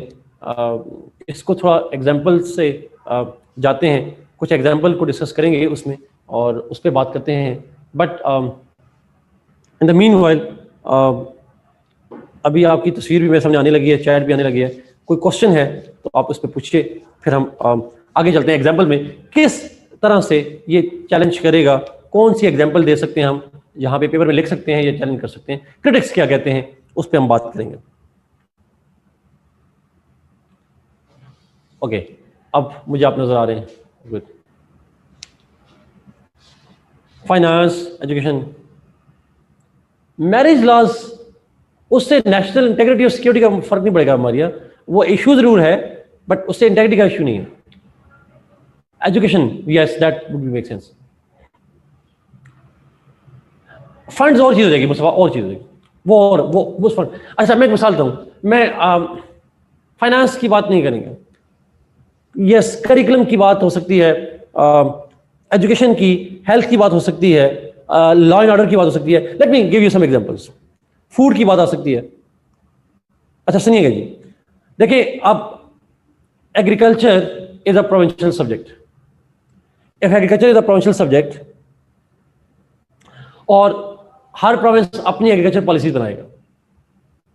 If provinces will make their own agriculture policies, तो question ये है कि it is likely to create problems of food security in Pakistan.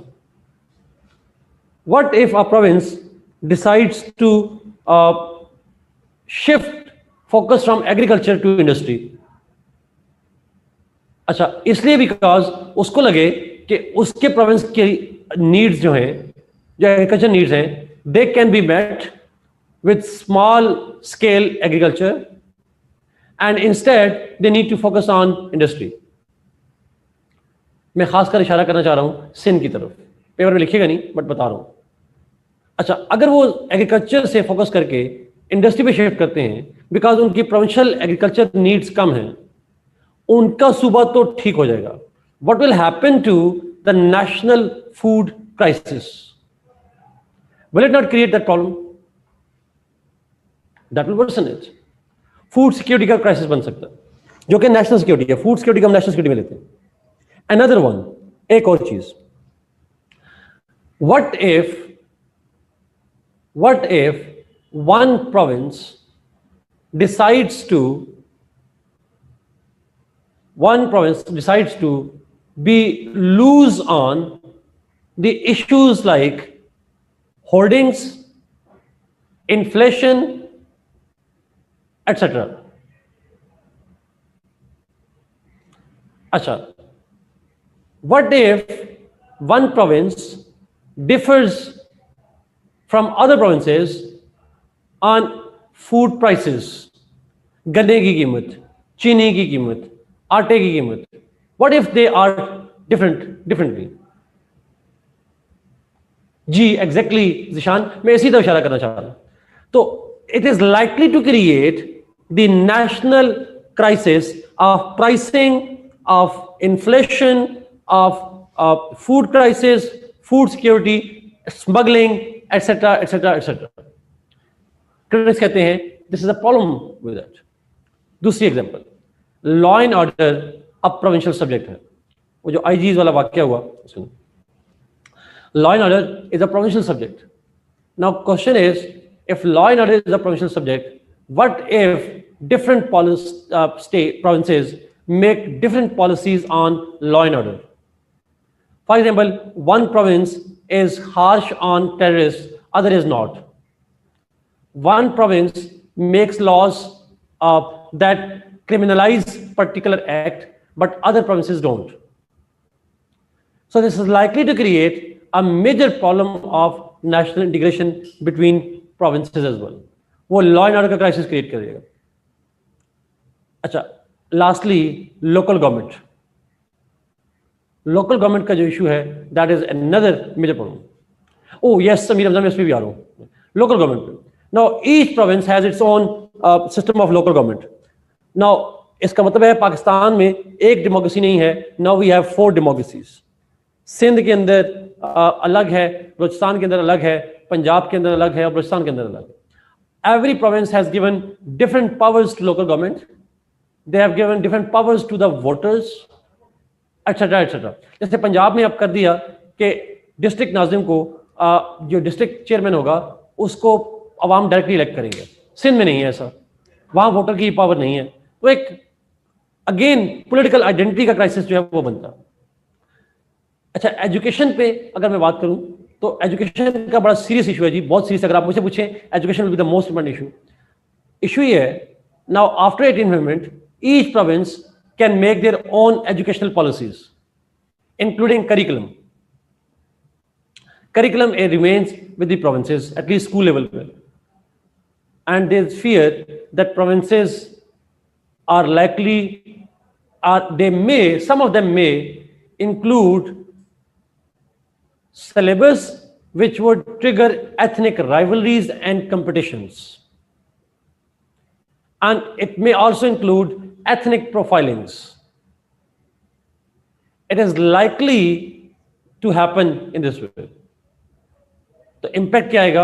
That is likely to create the challenge of ethnic violence, ethnic conflicts, and therefore threat to the integrity of Pakistan. आपने देखा होगा, लिखिएगा नहीं paper में, पंजाब की text book board में कुछ chapters add किए गए और उसमें लिखा गया पश्तून जो होते हैं वो जंगजू होते हैं. पता नहीं आपने ये पढ़ा है कि नहीं पढ़ा. It was added to the Urdu या पाकिस्तान स्टडी की बुक में ये चीज़ ऐड किया गया, बाद में इसको रिमूव किया गया. Now the question is, you are declaring somebody, और मॉडर्न दौर में जंगजू का मतलब इट्स नॉट अ तारीफ, it's not a praise, it is like they are violent. अंग्रेजी में तर्जुमा इसको वायलेंट करेंगे.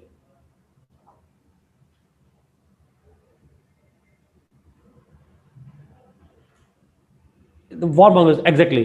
तो ये इस तरह की जो डायलेमास हैं दे आर लाइकली, और फिर वो रिमूव कर दिया गया. बट इसी तरीके से कल सिंध ऐड कर दे कि हमारा पानी का मसला पंजाब की वजह से है, तो क्या हो जाएगा? कल केपी के कह दे कि हमारे यहाँ जो वार ऑन टेररिज्म है it is because of the rulers from Punjab और सिंध.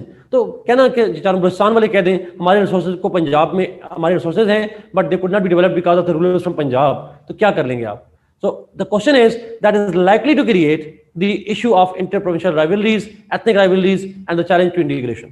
तो इसी तरीके से जिस तरह अमीर हमने लिखा कोविड-19 का क्राइसिस है. Again, it's a major crisis because जो health है, it's a provincial subject. And the problem is that different provinces had different responses. Even education के ऊपर अगर आप देखें तो Sindh was not agreeing to the closure of schools. पहली wave में Sindh was the first one to promote the idea of closing schools. Now they are unwilling, but they had to ultimately. अच्छा, वो फेडरल गवर्नमेंट ने मजबूर नहीं कर सकती. ये सिर्फ कंसेंसस है that they have developed. Otherwise, problem ये है कि हमारे यहाँ इंटर प्रोविंसेस का जो इंटर प्रोविंशियल हार्मनी है for the crisis like covid, you really find the federal and provincial governments agreeing on the common response to COVID-19. Yes, Zishan. वैसे तो नेशनल सिंगल नेशनल करिकुलर का मुखालिफ मैं खुद भी हूँ. I am also the critic of it, but still the question is again आपकी जो नेशनल हार्मनी है, नेशनल इंटीग्रेशन है, दैट इज बीइंग थ्रेटेंड. ये कहना है एक क्रिटिक्स का, दिस इज लूज फेडरेशन. और वो कंक्लूड करते हैं और वो कहते हैं कि this is no longer a federation, this has practically become a confederation. ये वो कहते हैं. ज़ुल्फ़िकार, एचईसी का रोल है स्टैंडर्डाइजेशन का रोल है. कोविड-19 का पॉइंट मुस्तफा बेसिकली ये है कि कोविड-19 के क्राइसिस के बाद प्रोविंसेस आपस में डिफरेंट हेल्थ पॉलिसीज हैं. अगर लॉकडाउन की पॉलिसी भी डिफरेंट हो जाए मुस्तफा, तो मुझे बताएं एक प्रोविंस में लॉकडाउन सख्त है, दूसरे में नहीं है. The cross provincial movement of people is likely to create the national crisis. तो आपका एपिडेमिक जो है वो एक प्रोविंस में दूसरे प्रोविंस में जा सकता है, एक थ्रेट क्रिएट हो सकता है. And provinces will blame each other. एक राइवलरी अगेन इशू है इंटीग्रेशन का.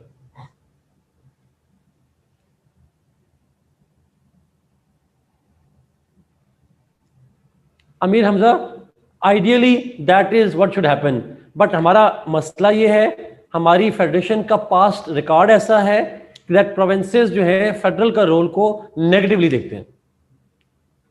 So certain things that seem ideal on paper, based on the history, they are not acceptable. Where is CCI in this? हमारा यही सवाल है, where is CCI on this? यही इसी मकसद के लिए CCI बनी थी और इसीलिए CCI का इस्तेमाल हो ही नहीं रहा. And that's the dilemma with the Federation of Pakistan. यही तो फेडरल गवर्नमेंट से गिला आता है, जो ऊपर कहता है फेडरल गवर्नमेंट को रोल प्ले करना चाहिए. अब CCI का इलाज बुलाना फेडरल गवर्नमेंट का काम नहीं बुलाती, क्या करेंगे आप? जी साथ एग्जैक्टली ट्रू. और पाकिस्तान में ऐसा होने लगा है. अगर ये वेव स्ट्रांग ना हुई, it will happen.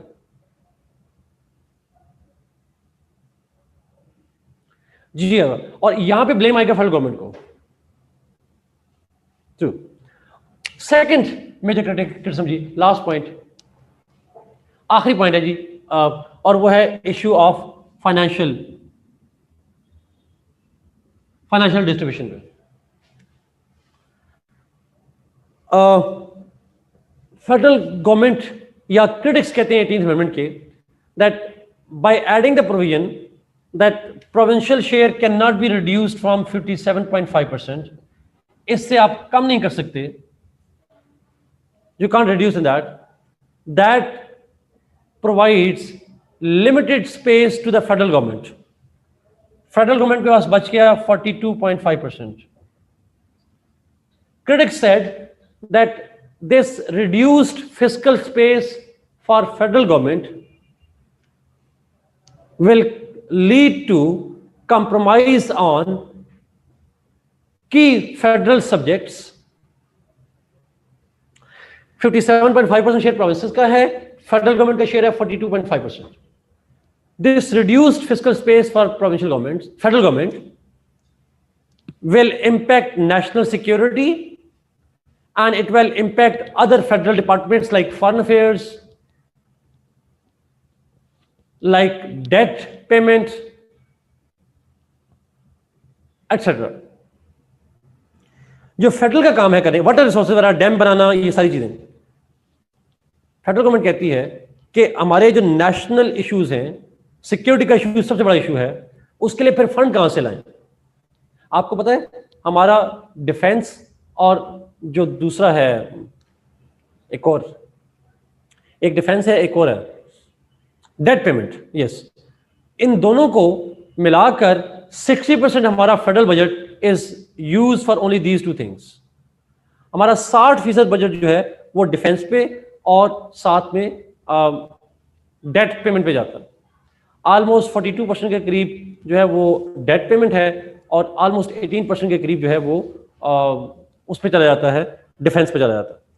The question is, argument ये देते हैं कि हमारी डिफेंस की नीड्स बढ़ रही हैं as India is getting aggressor.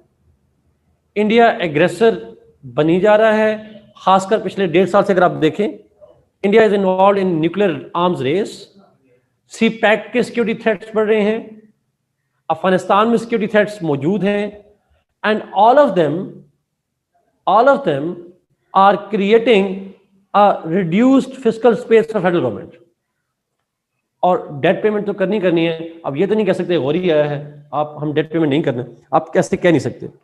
So the question is, आप इन बजट में सिक्योरिटी थ्रेट्स बढ़ रहे हैं, आपकी डेट लाइबिलिटीज बढ़ रही हैं, in that case federal government can not spend money.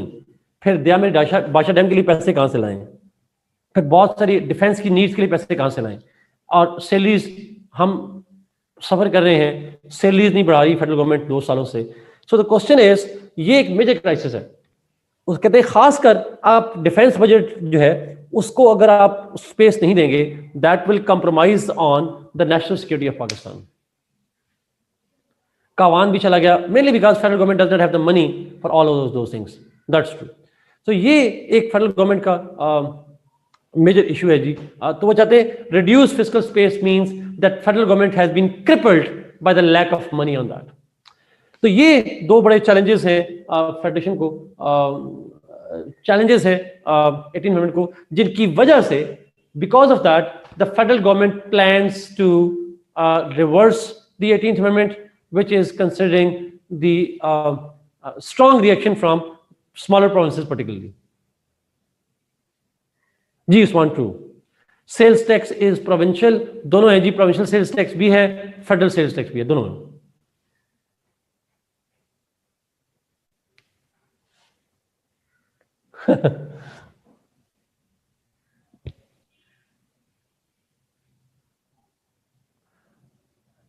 इसका सोल्यूशन क्या है? बड़ा अच्छा सोल्यूशन है जी। नहीं होगी मुस्तफा रिवर्स, इंशाल्लाह नहीं होगी रिवर्स ये। अच्छा, Rimsha, there is accountability to the provincial financial expenses through courts. Courts मौजूद है ना, और बाकी इदारे भी मौजूद हैं। अच्छा, सोल्यूशन क्या है? देखिए, अगर आप ओवरऑल नेशनल रेवेन्यूज इंक्रीज कर दें, if you increase the national revenues, for example मैं एक मिसाल देता हूं, अगर आपके नेशनल रेवेन्यूज 1000 होंगे तो फेडरल गवर्नमेंट के पास पैसे कितने हो जाएंगे? 420 रुपीज, 425 रुपीज। अगर आप रेवेन्यूज 1000 के बजाय 1500 या 2000 कर दें, if U double the revenues, तो इनका भी डबल हो जाएगा। आप फेडरल परसेंटेज इंक्रीज करने के बजाय एब्सोल्यूट अमाउंट इंक्रीज कर सकते हैं if you increase the national revenues, and that's the best solution to that. बजाय अमेंडमेंट करके इस प्रोविजन को रिवर्स करने के, आप ऐसे कर सकते हैं कि आप नेशनल रेवेन्यूज इंक्रीज करें। फायदा ऐसा नहीं है। अब अगेन क्वेश्चन इज, आप टैक्स रेट ना बढ़ाएं, टैक्स नेट बढ़ाएं, बड़े बड़े चोरों को पकड़ें। Yes Amir Hamza, that's income tax. Yes that's true. मैं भी उन गरीबों में शामिल हूं जो हम टैक्स पे करते हैं, और मेरा इनकम टैक्स मौलाना फजल रहमान से ज्यादा टैक्स पे करता हूं जी मैं। How to increase taxes revenues are by increasing the tax base. Tax payer की तादाद बढ़ानी चाहिए। जो लोग पे कर सकते हैं टैक्स बट नहीं करते, उनकी बढ़ानी चाहिए। एक पर्सनल एक्सपीरियंस बताता हूं छोटा सा।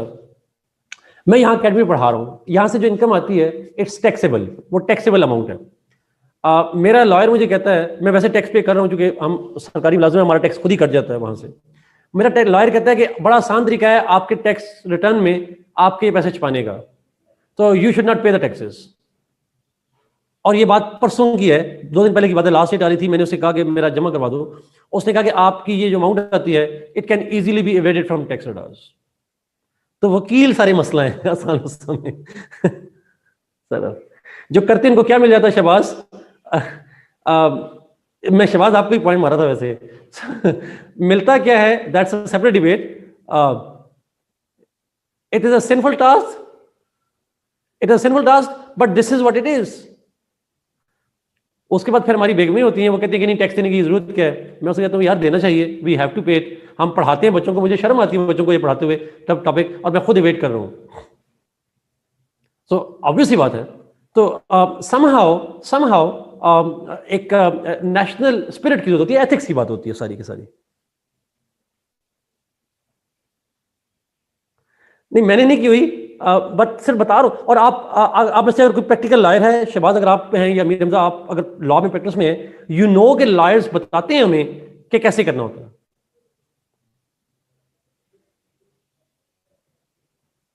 That's what they do.